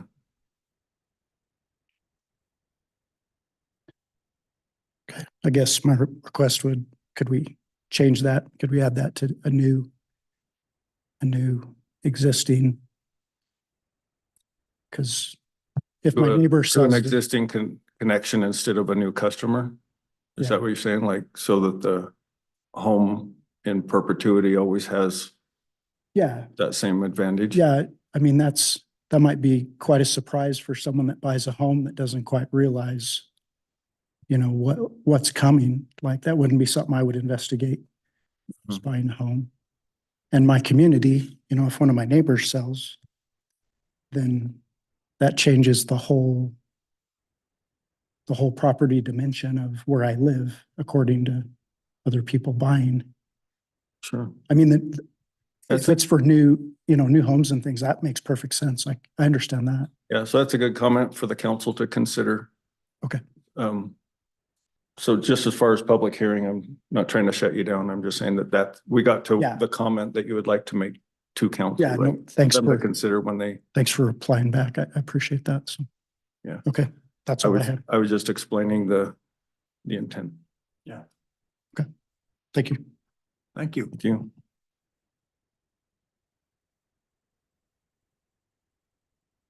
Appreciate being here tonight and the explanation that we've had so far. My name's Mont Woolley. I live next to Jason, and that's 373 South State Street. We moved in 40-something years ago, and I just wanted to give you a little history. We were in the city. Then they de-annexed us out of the city and said, and when I first got here, I thought, man, that'd be a great thing to be in the city. But we were still, because we had been in the city, hooked up to all the utilities, including sewer, okay? So we have that, and my next door neighbor on the other side has that as well. There's just two of us that have all the utilities and were in the city at one time. Why they de-annexed, I don't know. You'll have to go in your records on that. But both John Wilkinson was alive then, and he and I tried to get us to be annexed back into the city. And the comment was, no. The line is up the cemetery road, and that's kind of a no-brainer. It's not going to move. So when I read this, it looked like you are considering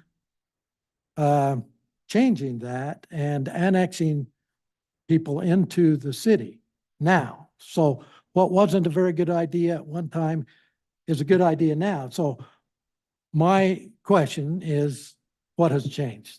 What is the motivation today for opening up annexation into the city? That's my first question. And then I'll get to another comment after that's answered. What's changed today that that the city is considering annexing people in, where at one time it was a no-no? So I'll just respond. I don't make all the decisions. I don't make any decisions, but Well, we want to find out who does that. sure. So we only annex, we're only saying that we're willing to annex. We don't annex property without somebody requesting it. So it's on a request basis. We've done a lot of work since I've been here on our utilities, that our utility systems are now adequate in a lot of areas to service places where we didn't before. We didn't have the adequate water pressure. So we have more water and utilities They've all, today? yeah, we have better utilities. Our power system's a lot more stable than it's ever been. And the whole point of people requesting annexation is because they need services, right? The state's made a lot of rules about being required to connect to a sewer system if it's within us, 300 feet or whatnot. So we're not actively annexing anybody. We've just prepared ourselves that if someone makes the request, that we would entertain that. And that's a council decision on a case-by-case basis. So John Wilkinson and my request 40 years ago would be considered today. Even though we're getting all the city utilities, we don't care, I guess, now. Yeah. But you would consider it if I said we course. would like to be annexed. Sure. Okay, thank you. One question, I'm going to ask the question that everybody wants to know, but are afraid to ask. Everybody in my neighborhood. Is there any plans at the present time to develop 80 acres behind our house and put high density buildings up there? Not that I'm aware of. Yeah. But this would open up that opportunity, would it not? Not necessarily. Not necessarily, but it would be one roadblock that would be eliminated. So right now on that whole end of town, someone would have to request annexation before anything developed, but like in your situation, you already have the utilities. The other gentleman has partial utilities. The only thing this does is in the future, if you have a neighbor that their well goes bad, that's a likely scenario that we might allow them to connect to the water system, but not extend our services and also have someone protest future annexation. Okay, But we haven't received any proposals for annexation for where you're talking about. okay, thank you. I had one more question.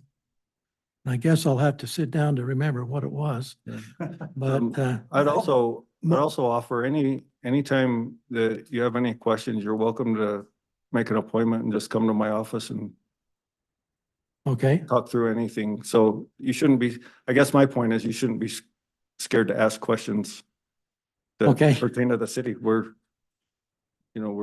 thing that makes me a little scared is, I read this, thing here. It's too little on my phone, I can't read it, but it said, your rights will be taken away. And what I thought that meant was, if I didn't want to be annexed, but I wanted or I did want to be annexed and I wanted utilities, I'm confused now. so you could, sorry. Let me read it for you.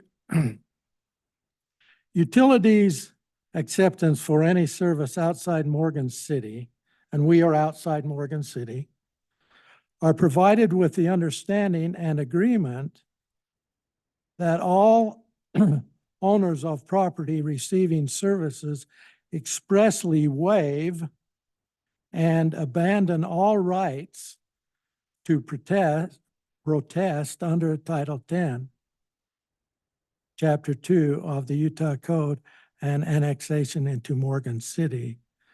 So it sounds like if you want utilities. Yeah, so what we're saying is right now, we would not allow utilities without annexation. Right? So we're saying in rare circumstances, would we extend our utilities without requiring annexation, but you can't protest it in the future, Well, that just makes sense. It's just that the way it's worded. I think it's worded so that it kind of scares me a little bit because I don't want the prayer today offered our freedoms, right? We're grateful for our freedoms and this looks like it's taken some away. The way it's worded. Now, your explanation is great, but anyway. So my curiosity is up. Because Okay, I've heard that comment you made before that you was once in the city, but now you're not. yes. I gotta look that up. Well, look it up because that's the way it was. And what was really confusing is they said the boundary was changed and goes up the Cemetery. cemetery, but the people directly on the other side of the street, across from our home, were in the city. So that didn't make sense.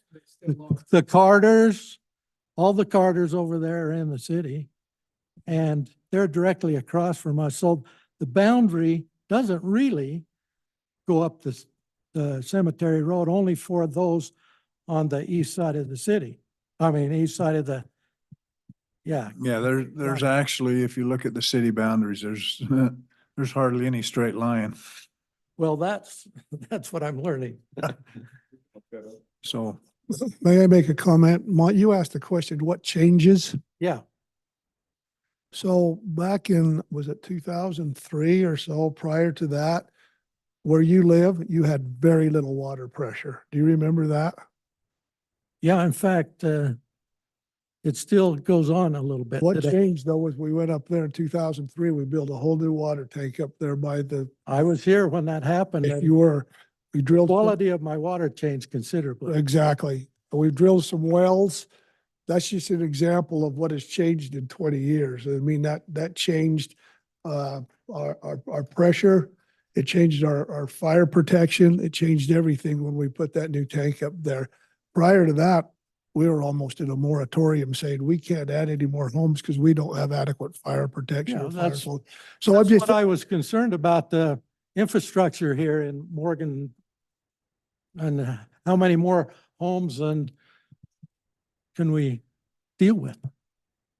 well, I'm just pointing that out as an example of something Yeah. that You told me changes. what was changed. Yeah. Thank you. Well, I remembered what I was going to say. And we gotta kind Recently- of hurry it along, so Okay. go ahead. No, go ahead and make your comment. Recently, I've had trouble with my water. It was brown 2 days ago. This is water that goes into my sink in my kitchen and also in my bathroom. The toilets looked like they had not been flushed after we flushed. So it was not a happy time. I talked to somebody that was out there marking my lines on my in my backyard, said that they're planning on redoing the lines, the water lines in our yard. I had no foreknowledge of that. But I just wondered why the water was brown for 2 days. That happened previously a couple of months ago as well. It doesn't look, Yeah, when that happens, just give the city a call so we know, and we can come and test and see what the situation is. I had to flush my toilet. Okay, thanks. Thank you.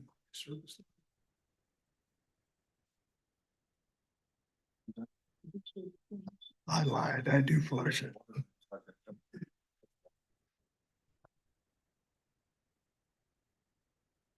Are you ready for me?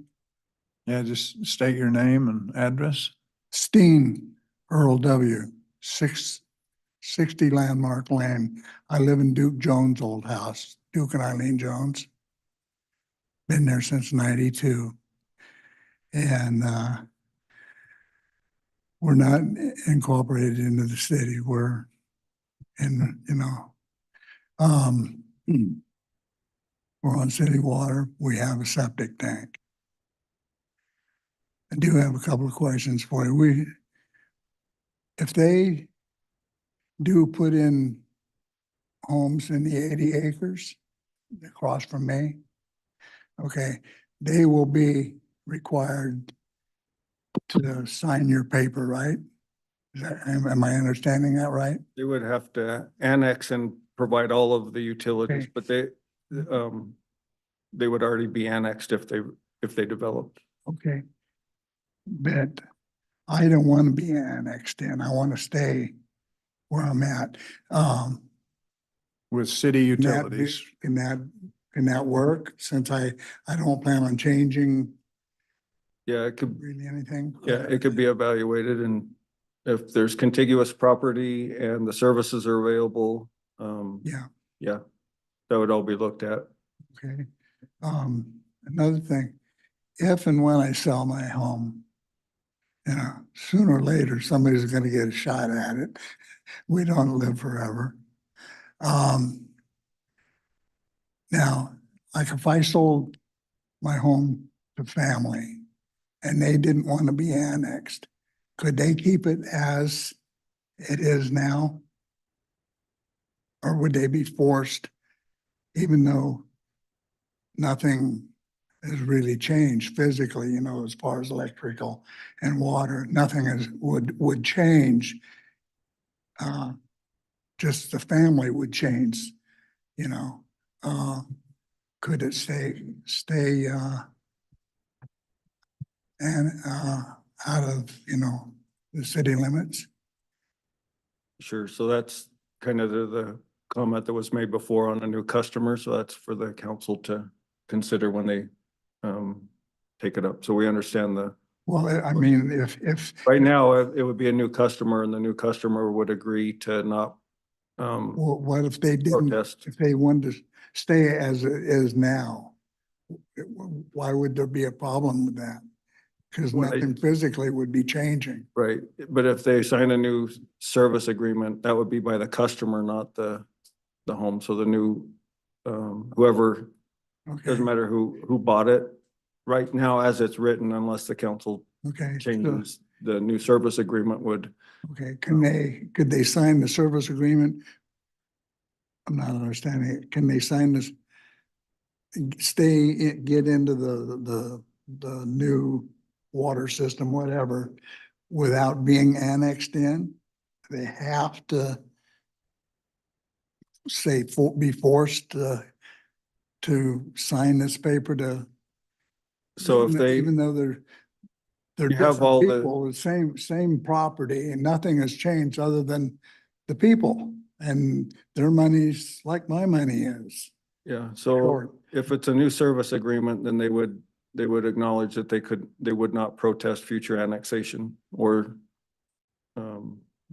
but as you are existing customer, then that's a different situation as it's written.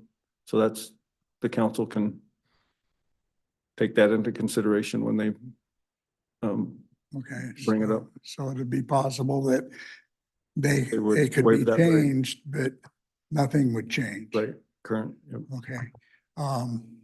And there's nothing going on with the 8 acres, you say? Because Not that we're aware of. John and Lorraine Wilkinson and Mont and, Don Carlson. And we've all been through this with, when Gray Jensen was trying to develop that property. And, it was a nightmare that, they wanted to develop all those homes up there. They wanted to put 75 or 80 homes up there. And, Yeah. there's one road and there's supposed to be two. And I asked, people must not be understanding the law of physics.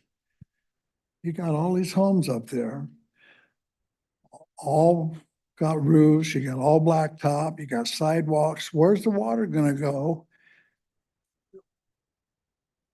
Poo-poo runs downhill and I'm downhill. Yep. Okay, so that's, Yeah, so we don't have any proposals. If someone was to develop, they would start with an annexation request. The annexation process is very public. There'd be notices, you'd all receive notices, there'd be public hearings. yeah, And the annexation agreement would include answering all of those questions about utilities and access and all of that. So we don't have any of that on the table. I just want to stay as Same time rural. they as could build in the county possible. and not come to us. There's no place like Morgan. What's it zoned right now, do you know? Thank you for your time. Maybe they're, What's that 80 acre zoned right now in the county? Pardon? Something like that, isn't it? 20 acre lots? So that's all if it's R120, they could only do one home on a 20-acre parcel. Like I said at the time, it was, one home per 5 acres. That's what it's zoned right now. In the county. So they could do that. They could do that right now without, the city doesn't have anything to do with. Yeah, that's county. Yeah, that's been right now, but we're talking tonight about annexing. Well, but we don't have it in front of us. It's not on the table. Good. Thank you for your time. Thank you. My question answered. Well, we appreciate you coming. Yeah, that was my concern, annexation and development, one road in, one road out. Ray Jensen went through this years ago. Yeah, been through some of it. There's always rumors. I am gonna look up that it was de-annexed. I haven't, God, that's news to me. I'm curious on that. Whole 80 acres. I know, just your place, yeah. Like 6 houses right there with the. Yeah. So thank you. Is that it? Okay. We have kind of a time limit. So we appreciate your comments. Yeah, something different. If it's something different, then I didn't really hear what email said, so I probably did. You know, I really didn't. Well, that's okay. You got 3 minutes if you want it. 3 minutes. No, I'm good. Kevin, do you have anything? Okay, Okay, I do have one question. If we are annexed into the city, I know it's all hearsay. Our taxes higher. I heard you pay taxes for the city and taxes for the county. So do you guys know what that equals out to? I can turn that to Ty. It's, Yeah, you'd have city taxes. It's a lot less than the county taxes, but it's in addition to. So yeah, you become a full city resident and participate in.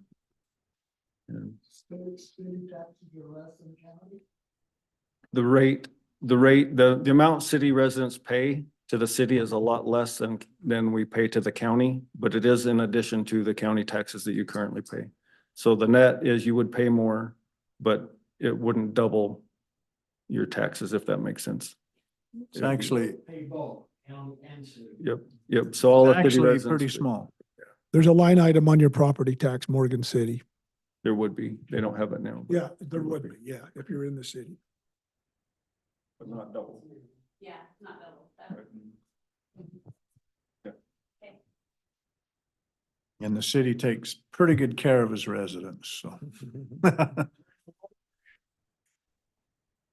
Become a resident. I'm just kidding.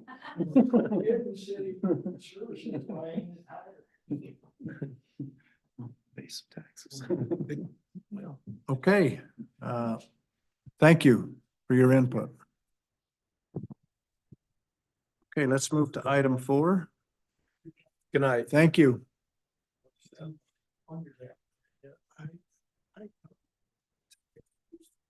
See, when we put that new tank.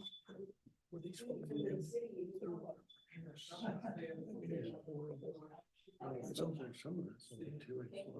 Yeah, they should have pressure and no. Have a motion to open this, right? Yeah. Are we doing the public hearing next? Yes, do we have a motion to open the public hearing? Item 4, okay, a second? I'll second. Second that.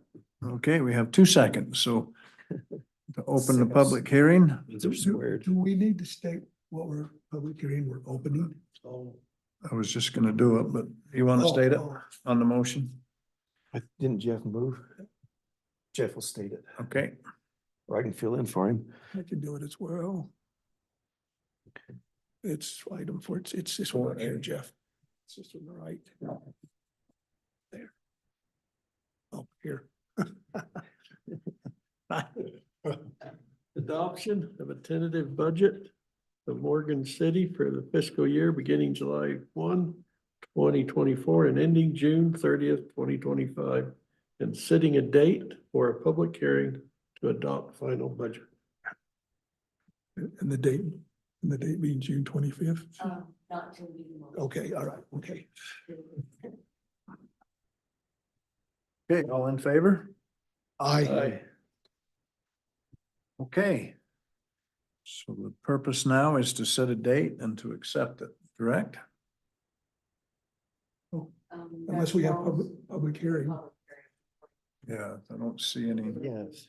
We have a lot of public out there. don't see any hands up on the screen. Okay, Okay. so close the public hearing. I will make a motion that we close the public hearing. Second. Okay, we have a motion and a second to close the public hearing.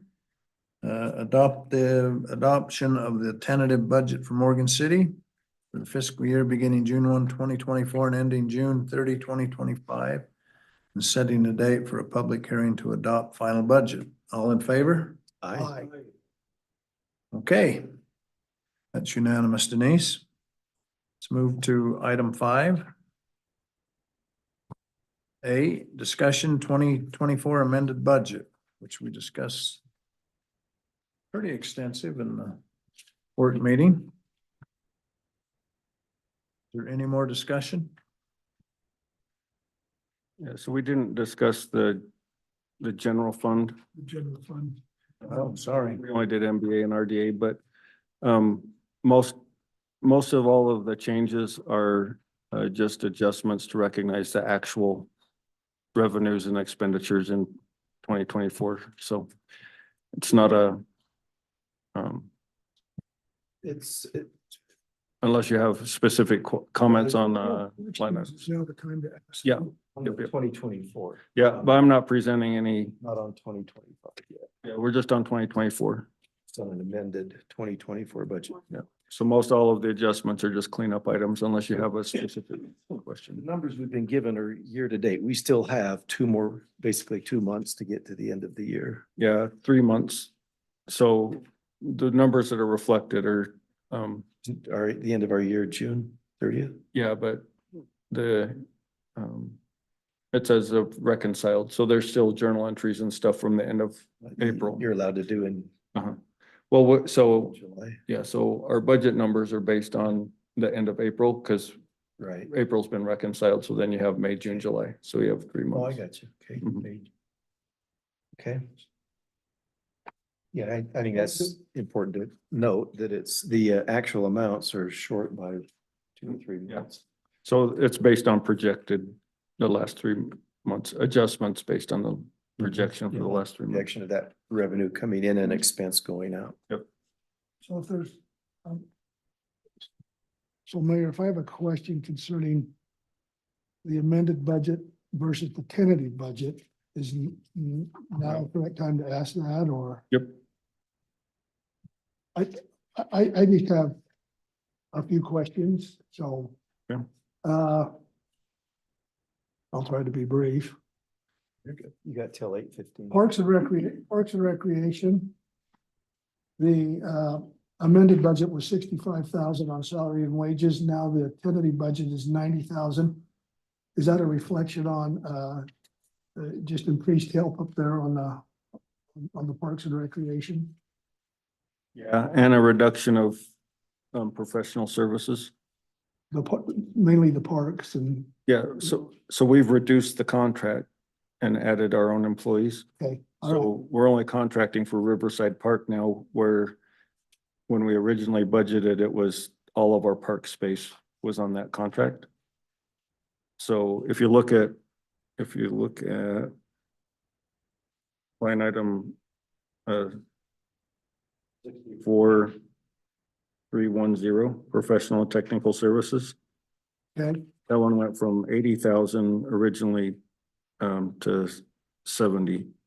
right. So that one was reduced. And then in the proposed budget for next year, it goes down another 20,000. And the increase goes to 90,000 in personnel.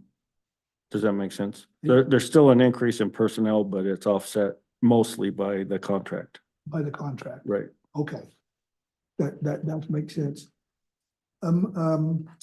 I-64-600, park impact fees.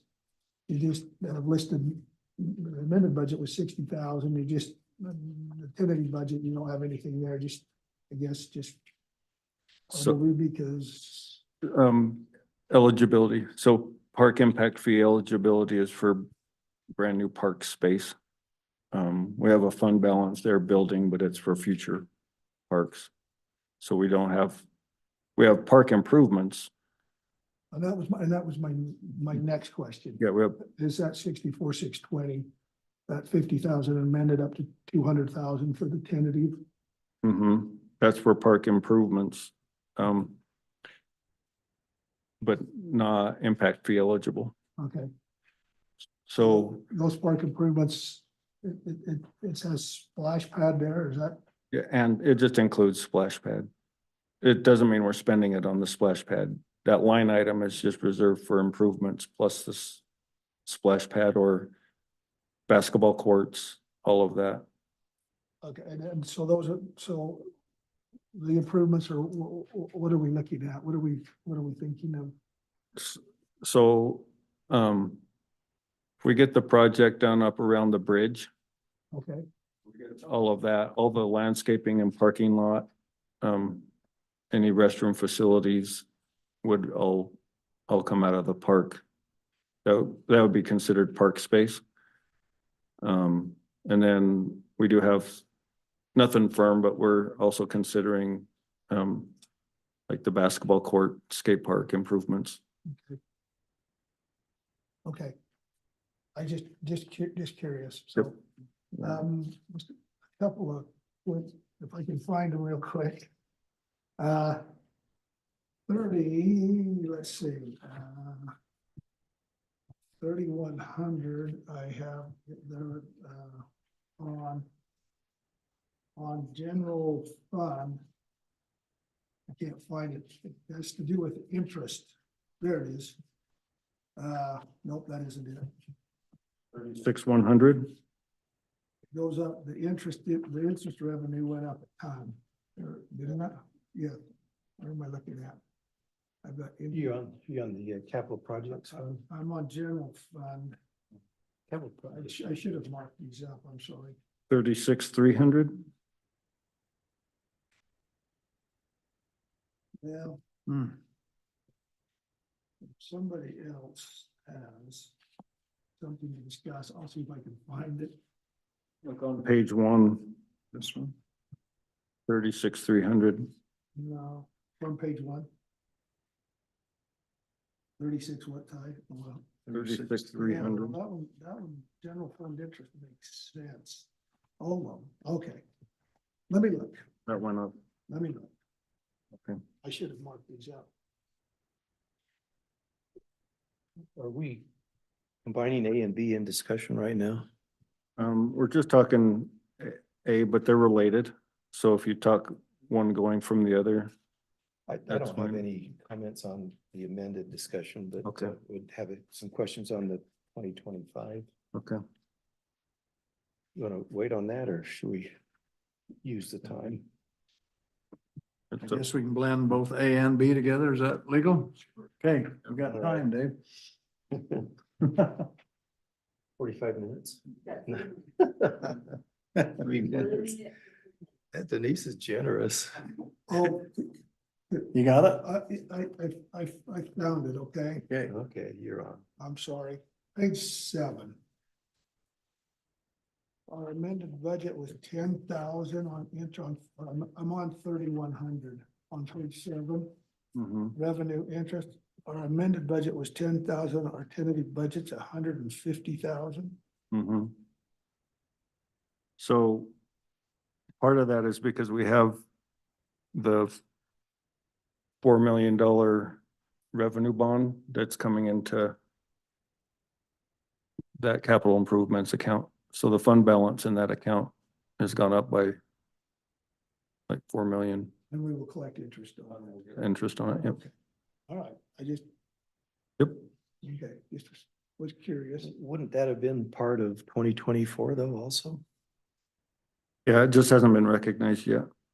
So does that budget amount need to be changed for the?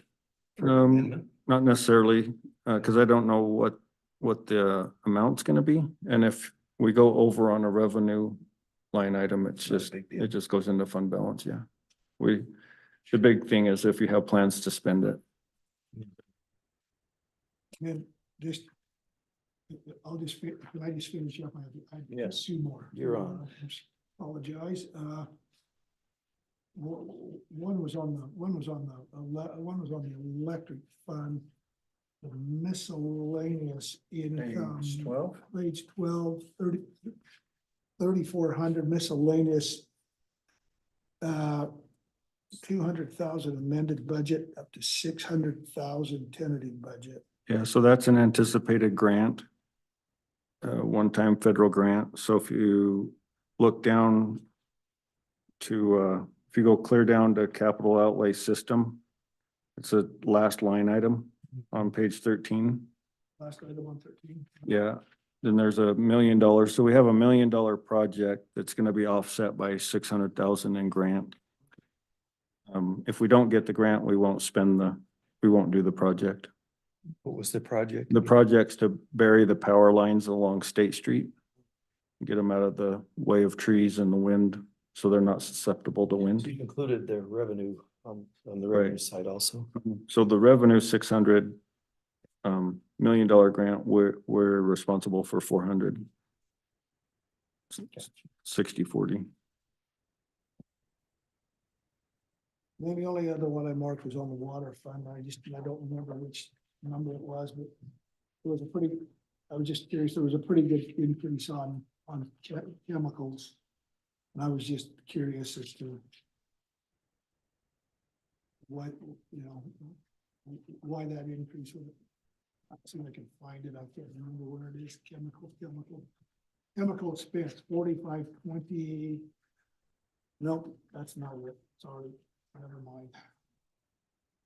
Yes, on the chemical expense, the amended budget was reduced and the tentative budget just went back to what the original budget was, just to see how next year plays out. Okay. So in our actual in 2023 was $20,000. So just the tentative budget just kind of anticipates that might increase again. And then finally, 41,000. I gotta find it. It's vehicle purchases. Looks like it went up a bit. I assume that's just due to the fact we're going to be Page 15. like it. 100. Yeah, so on the equipment lease revenue. Yeah, Yeah, so what happened is we bought a vac trailer. It was a one-time purchase. It's not part of our lease program. And we're charging each department that uses it is gonna have a one-time bill of $20,205, if I remember right. By 5 departments. So it's gonna increase that payment. The vac trailer was 101,000, I can't remember. So anyway, that's why that on the amended budget, it went up by that much.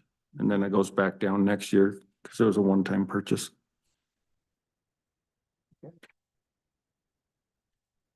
Thank you. Mhm. Hey, Dave, you had an item B question? Yeah, a couple of 3 things. If we've already answered it, tell me and we'll move on. Okay.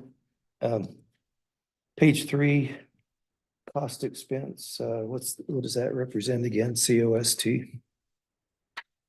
60,640, Which is it, Dave? page 3, What's the number? 6640. 66. Oh, mine's a different page number, 66. Yeah. Oh, I pulled this off of what we got on the email.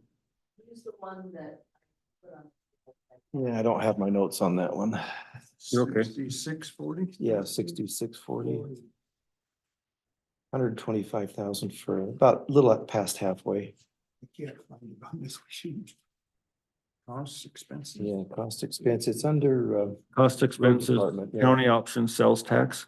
okay. So it's the local option sales tax that the county had just adopted. We haven't been a full year through it, so I didn't recognize it in this year's In the 2024. budget. So there'll be a little bit of fund balance, but the anticipated revenue for a full year is 125,000. And so that's included in next year's So budget how would you, I mean, you've got it as an expense. How would you spend that? on anything road related. So we kind of combined the local option sales tax, the county option sales tax, and the B and C road funds into our road projects. Okay. Um, Capital outlay, equipment just went from 20,000 or 200,000 down to 20. You're just not buying. we bought a plow truck with the 200,000. If that was, and you're not anticipating Right. anything for the new year. Right. Okay, and then the class B and C. Park improvements, 64,620, and I know, Tony, you were questioning some on the park. I went from 50, 2024 up to 200,000, Mm-hmm. and that's number 64,620. Mm-hmm. What were your plans there? So that's where I was explaining all of up around the new trails that are being put in at the end of the bridge. And then, Okay. we have some preliminary plans just for, basketball court and skate park. Okay. Then I'm bouncing over to, this would be cemetery, 67,310. Original budget in 2024 was 2,000. We're bumping that up to 40,000. Are you, So we have a water tank issue that we've been working on. We're getting a new pump put in to maintain the water pressure at the South Cemetery. And then we're anticipating some more future improvements to the sprinkler system. But it kind of comes through the SCADA project? company that we use, yeah. All right, I'm not sure if this one's related to your question, Tony, on the capital projects. Yeah, total interest, 3,100. Again, went from, I mean, the numbers are the same, but is it the same event, 10,000 to 150,000? Okay. That was at 4,021,000 that Came in, yeah. went into the fund balance. Yeah, and it hasn't been recognized yet by the CPA, and so I didn't amend the current budget, but it's gonna be over 100,000 this year as well. Okay. The 2024 will be over 100. Mhm. Gotcha. Yeah, that was another question. Why wouldn't we see some of that the prior year? So, Down to 4730 capital outlay, 1.5 million. Is that the bridge? that's our current,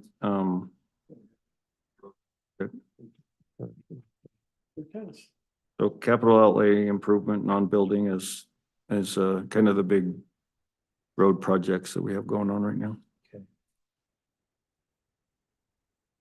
Over to the electric fund, just the collections. Original budget in 24 was 2 points. This is item number 3,100. It's 2.6. Our actual right now is 2.6, but yet we're bumping that up to 3.2. Looking out, do you expect to collect all of that? I mean, is that part of our current rate?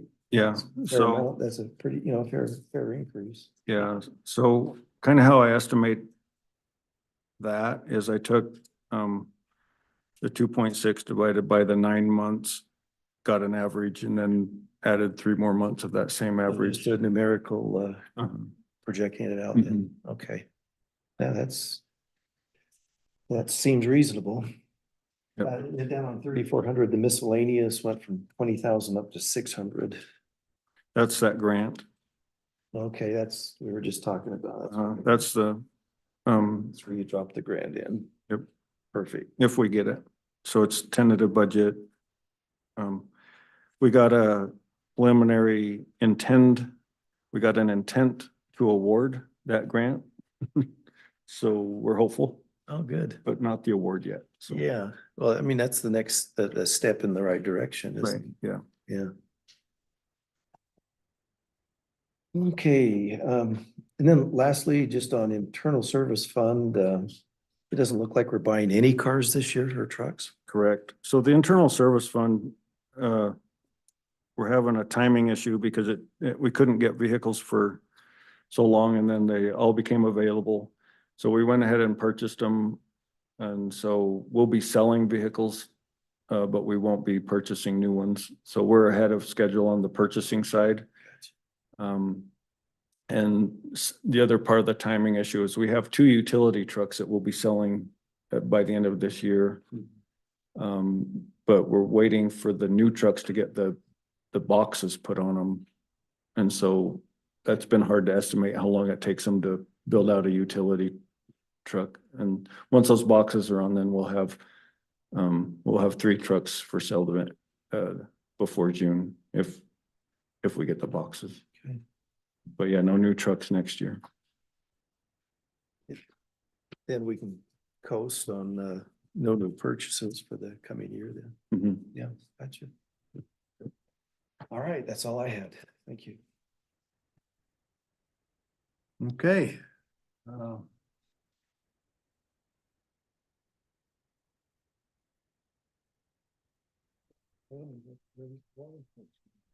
Yeah, I was gonna mention that. The what one? I should not, Jeff made a good comment. I was interested that the county had raised a law enforcement contract on us. No increases there. They proposed one, but You turned it down. yeah, so, well, and what they have a county administrator now, and I've told them I don't want to renegotiate any contracts until we get all of them put together. I get to explain that we already pay county property taxes and what services we get or what we don't get, and then have them. So instead of each department saying, well, we didn't get enough funding from the county, therefore we want more money from the city just for the sake of having more money. I'm trying to get that conversation squared away with the person that's now over their budget. And then those contracts I want to have set up so it's an annual review of all the city county agreements, not necessarily contracts, but all the agreements. So we just have an annual review Great idea. between both of them, but everything from, parking lots to animal control get just reviewed on an annual basis. So right now, I didn't increase the law enforcement contract, even though they did propose an increase, but we'll hold off and see what we can talk to them about. Okay. Yeah, good. Is that something that Sort of you think forces you the can- issue when you don't pay, huh? What's that? You think you can get to that point? It just seems like in the past that's been hard to do. Get it Yeah. together where you can have Well, one review and we haven't be had on a, the same page. yeah, we haven't had a single point of contact before, and so I'm really hopeful. It's really not a heavy lift. It's not like it's super complicated Okay, hard to to do. comprehend. It's just having somebody engaged with their budget to the Yeah. point that they can, Accept the concept. yeah, exactly. And make sure that they get adequate funding, each department, so. But Okay. yeah, when we do have a proposal, it'll come more in line with Mhm. all the agreements at once. Yeah, rather than here or there. I like that. Yeah, But that could be what, 6 months, you think? yeah, it could be well. I am ready to entertain a motion on item B. Here I am prepared to make a motion on item B. Awesome. I make a motion that we adopt the tentative budget for Morgan City for the fiscal year beginning July 1, 2024, and ending June 30th, 2025, and setting a date for a public hearing to adopt final budget. Resolution 24-18, and that date to adopt final budget is June 25th, 2024. Do we have a second? Second. Carried. Maybe one question before voting. Any thought yet, Ty, on certified tax rates and where we're at there? No, so we just have the budget so far. Haven't seen the Okay, that's the, proposed that's certified about the tax. middle of next month. Is that correct? Right. And then I did have some comments on the tentative budget that we didn't Oh, address if, you've got a couple more. Yeah. can I do that during a discussion And after that, before the motion? Gary will tell us how they figure the certified tax rate. I- Yeah, in detail. I can talk during the discussion part. So I just wanted to make sure also that you were aware that the budget includes a 4% cost of living adjustment on the wages. So we adopted the new salary schedule. This just keeps it from losing ground. That's a good point. It includes a 2.5% increase that we're funding in health insurance. On the health insurance buyout, we still save 58,000 a year. 58,000 from those that Good report. buyout. And then I was just gonna mention that the budget also includes a $200,000 grant that we just received to finish the portion underneath the bridge. So if you remember that project, we separated to A, B, and C. Yeah. So we did get that funding. It'll be done in the fall on the same contract that we have. Nice. And then we have just over 200,000 left in the rural opportunities grant that's in the budget for next year that we didn't finish spending this year.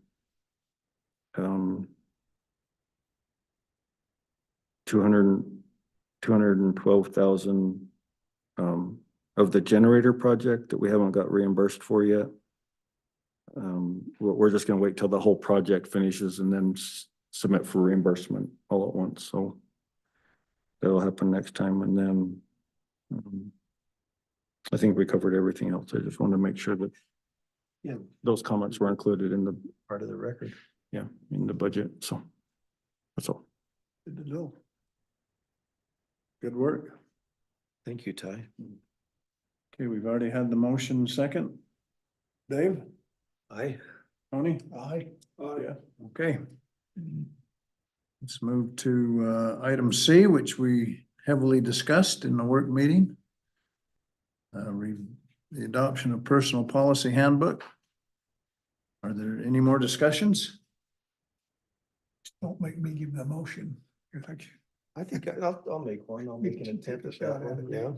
I think we can reference our changes, just in general. I'd move that we, adopt resolution 24-19, a resolution adopting and approving the personnel policies handbook dated May 14th, 2024, making technical changes in the addition of chapter 10-3, final year retirement benefit, and including the changes that were discussed in the work meeting. I'll second that. Gary's okay. We got the All right. thumbs up. Okay. Yeah. I always check with the expert. Yeah, absolutely. Yeah. Okay, we have a motion and a second to adopt the personal policies handbook as stated in the motion with the changes. Dave, Aye.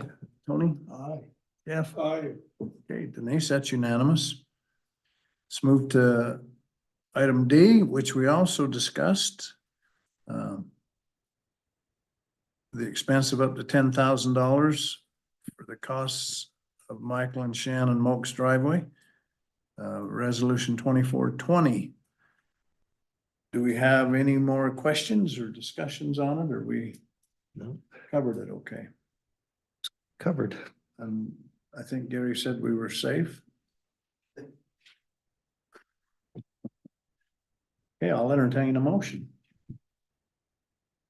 I'd move to approve resolution 24-20, resolution authorizing expense of up to $10,000 for the replacement costs of Michael and Shannon Moak's driveway at 685 East, 100 South in Morgan, Utah. Do I have a second? Second. Might add that it was discussed prior at our work meeting, so. Yeah. Reference the work meeting. Yep. Okay, Dave, Aye. Tony, Aye. Jeff? Okay, that's unanimous. Item 6, city reports and business. Anybody got any discussion items? Trail's looking good. What? The trail from the end of Commercial Street to Oh. the bridge. Yeah. Cemeteries and everything's looking really good. Yeah. Parks looking good. So, For the holiday, huh? Kudos to those folks. yeah, so. Give a- Pat him on the back. thumbs up. It's Looks good. compliments instead of complaints. It's wonderful. Thanks for your support on equipment and personnel. I was thinking back how far we've come with equipment from 15 years ago. I was thinking back on how far we've come with a lot of. Okay. Rolling high wire and a pair of pliers. Yeah, Mhm. keep the old pickups going. Well, that's, any more council members? No, I don't have any. Okay. let's move on to the city manager. Okay, so, last time I brought that concern about when people got their new bill, it showed that they're being billed for 2 cans, and we had that customer go back 16 years. So in your packet, there's an email that I sent, and then you can see their response. They did want me to bring it back to council and ask for any consideration, because we told them 1 year, that would cover up to 1 year.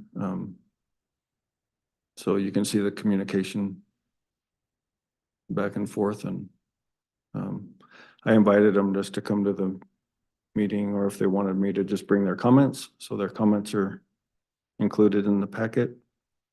Maybe just quick, like Gary, I'm not sure if you were familiar with that, but as we met, we looked at maybe ways to try to help, but yet not affect accounting, going back to prior budgets and so forth. But we came up with maybe a resolution that would say we wouldn't charge you for a year's worth of service. Is that I mean, not reasonable, but is that legitimate?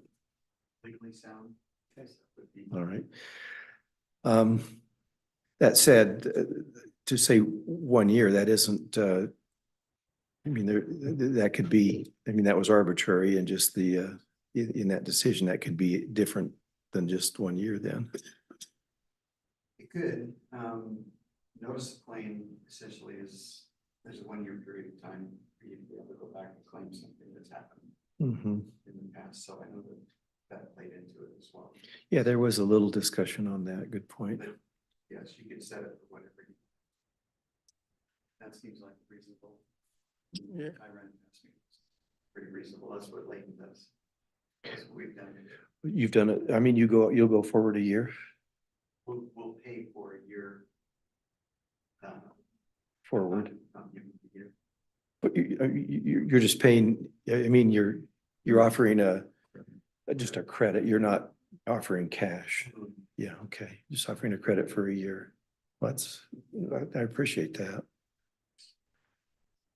And then I think it's understood that, we make a citywide policy, and I think they wanted me to bring it back as more of an exception because of their extreme circumstance. You know what I'm saying? Like, everybody wants to be treated fairly, but they want to be treated individually as well.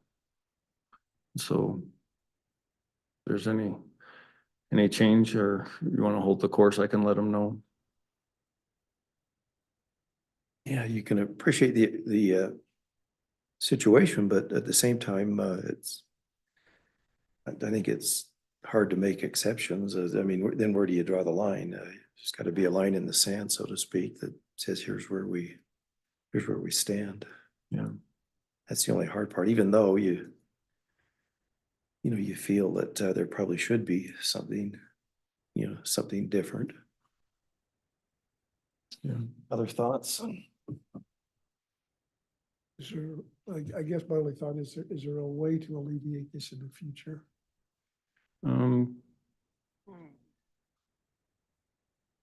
Usually this is an extreme case because the customer didn't know, but at the same time, there was a second can at some point. Nobody knows if the second can got turned in or if it just went missing. They took it with them, or a neighbor borrowed it. So in lieu of just going down the whole road of whose fault and how much time and what the billing was, I think on the city side, we just recognize that we clean it up as we go, but in the future, the detail on the billing should help. That's kind of what brought it up to begin with, is we fixed our billing, or improved our billing system, so it's more transparent and people know what they're paying for. So I don't see that most people scrutinize their bill. But that's how we discover water leaks. That's how we, it's kind of on the customer's end where they bring up, hey, what am I being charged for here? So So just quickly, so on our bill on the sanitation line item, $19. I, that's all I've seen, because that's all I have. Mhm. I mean, if there is a second can assigned to that home, is there a way they could know on that billing that they are paying for a second can? Or It do we says do that now on the We're bill. doing that now? Yep. Okay, all right, Brought it on. okay, all right. Yeah. So they're good Okay. with what you No, proposed. They're asking for more More than- compensation. They don't feel like a year was adequate. you're saying $3,000 isn't quite cut it. So Well, we kind of discussed about giving him a year, right? Yeah, and that's what we responded with was a year and they kind of, That's fair. yeah, doesn't feel like it's adequate. I think the discussion may be the compensation, but it should be consistent and the same for everyone. If a year isn't enough, then let's do 2 years, but it's 2 years for everybody. It's a manual To the process. maybe amount of their actual. So to not bill them, we just take them off the billing, but we manually have to just go put it on a calendar and then also remember to Mhm. start billing again. And if we didn't, it'll just go on that way for a long time too, where, the billing got missed. So, I mean, it's a $20 a month bill, is that right, for an extra can? 19. Yeah, so $20 is $240 a year. 2 years would be 480. But it wasn't $20 going back 16 years. No, but what we're saying, if we went forward, Oh, for, yeah. instead of 1 year, if we went forward 2 years, it's a $480 consideration rather than 240. I think I'd be willing to consider that. Going 2 years. Yeah, 2 years out. and the further out we go, we just need to make sure that we are able to track that, right? So, Yeah, and that's a good point. You don't want to go out 6 years because we got turnover, and nobody will be here to remember it. But, Right. I it's just think a, maybe 2 years is manageable. And again, it ought to be consistent with everyone, up to maybe not exceeding the amount of their loss. I mean, you don't want to give somebody 2 years if they were only out 6 months. it would be up to, yeah. How Yeah, many up to- complaints are we getting similar to this? Not as many. I think we've had probably five maybe, but this is the extreme. This is the, This one's pushing it further than anyone. yeah, because most of them get figured out. They change utilities often enough that it gets figured out, but When you, we don't have a way to audit garbage cans. Take your account and then Yeah. ask, may I see your garbage can? And not like an electric meter or a water meter that you can. Well, it should Exactly. help if you put on the billing, hey, no, this is 2 cans, Like you say, it will It'll- avoid future. yeah, it'll help in the future.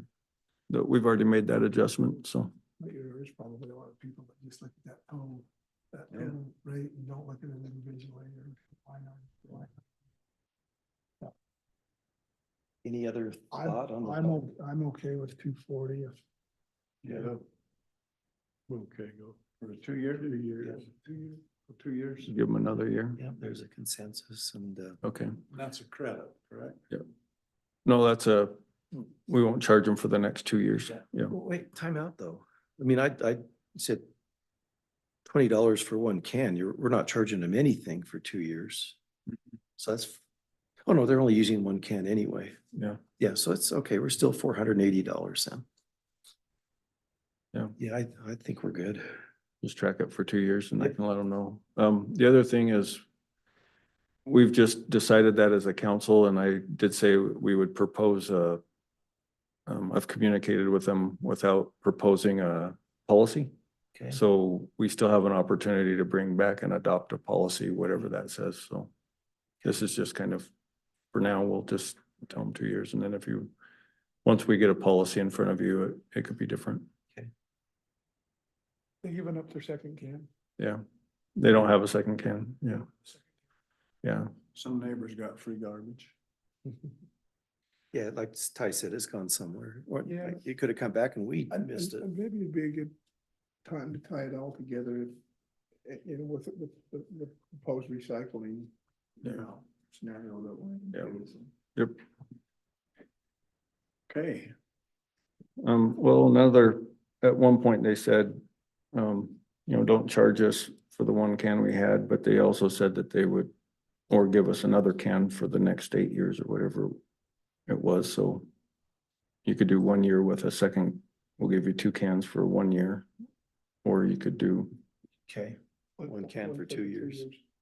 1 can for 2, is that the, Yeah. we'll go that way, Right. okay. Well, Would you eventually go pick the second can back up? We would have to when we started billing them, Because yeah, so More to keep track of. That's fine. yeah. is that same to you, Ty? One can for 2 years and or 2 cans for 1 year? Does it matter to you? Yeah, people's Okay. memories are pretty short. I guess you could offer either one. okay, we gotta move it along. Yep. So the next one is the utility service agreement that we heard public comment on. Must have sent something to the people. I mean, how I are just- they all aware of? I never just heard noticed of it. Oh, Just in a pack. yeah, just people talk. Is it a packet that was mailed to them or sent to them? No, it was just part of what, just people talk. And you heard a lot of Was that. that part of the amendment, or not amendment, was that part of the action that we took the other night on? Got them stirred up. No, it's just, This fellow was here? Well, there's construction in front of the houses. Okay. I have a question on that, but I know you're in a hurry, so I will. Sort out Gary afterward. I got 7 minutes, so. we can hold off on that too, if you'd like to discuss it further. Yeah, let's do that. Let's bring it back. May I ask just one quick I'd question? like to In understand. it. regard to our public hearing tonight. So if if I am in that area that these gentlemen were in, where I've been in that home for some time. Okay, it's not a new home, not a new service. I've been receiving city services for some time. And somebody does buy a piece of ground nearby and wants to annex into the city. In their position, I can protest that annexation, correct? But under this agreement, if I had just I'd signed this agreement and built a new home, I've waived my right to protest that annexation. Is that it in a nutshell? If you build a new home, Yes. But Or if they, you buy an existing. or if you re-sign up for services, but to their point, those individuals could protest an annexation. yes. It may not be successful because there's a percentage. So an annexation may include their property, and there is a provision that allows them to be forced into the city by another property owner who applies for the annexation, as long as the percentage is the percentage of value and the percentage of ground. It's based on the size of the property, essentially. If So that you cannot, you really can't hold up a valid annexation. The philosophy of the state is development ought to occur in municipalities or urban cities or urban areas and not in counties. And so, if I've got, okay, I think I understand it. Let's get Steve out of here. Okay, So yeah. I'd like to do more homework on that too, because Gary, there might be something there that says if you're already receiving city utilities, that we could annex, we could push the annexation. And so this just preempts the exact same thing that I think if we wanted to annex, they wouldn't be able to protest that already We could initiate. because they already received city services. So it's kind of a mute. That's what I was wondering. Yeah, okay. That's what I wanted to do some more homework on. So we could. Yeah. Further down. Yeah. If it's just stating what's already there. No big deal. Then we have the Front Street Festival, June 1st, and then Thurl Bailey is this Saturday. That's all my updates. Okay. 5 minutes. Thank you for considering my situation, and this meeting is adjourned. Goodbye.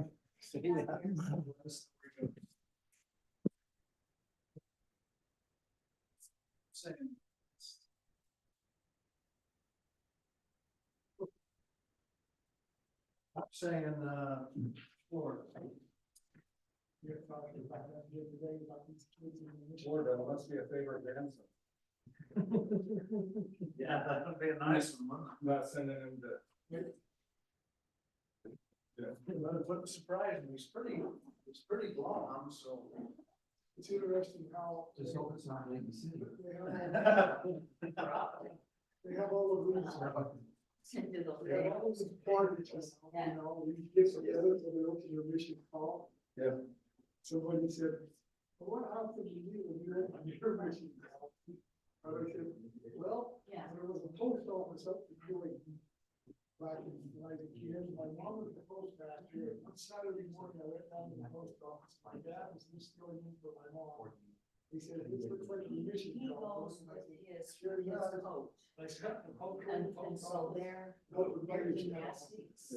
I ran out. That and dress checked them out that's- today, and I don't know. No parties, no trouble. Well, he had to compete to. Hey, thanks, everybody. qualify. Take care, see So you. they had to compete to qualify.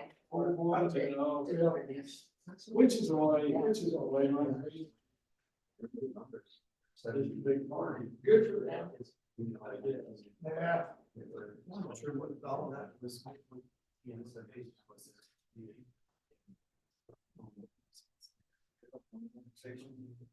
I was lost. That's kind of the point, right? Services. Well, yeah. Services. Thanks for And now they're coming. like, oh, I'm totally alone. I thought, well, that was. Here in South I live in the county. and I'm very much understand, I don't say towers. I use that, you know, don't mess up my, or my costume. There's. I'm gonna tell you that. 30 acres of ground.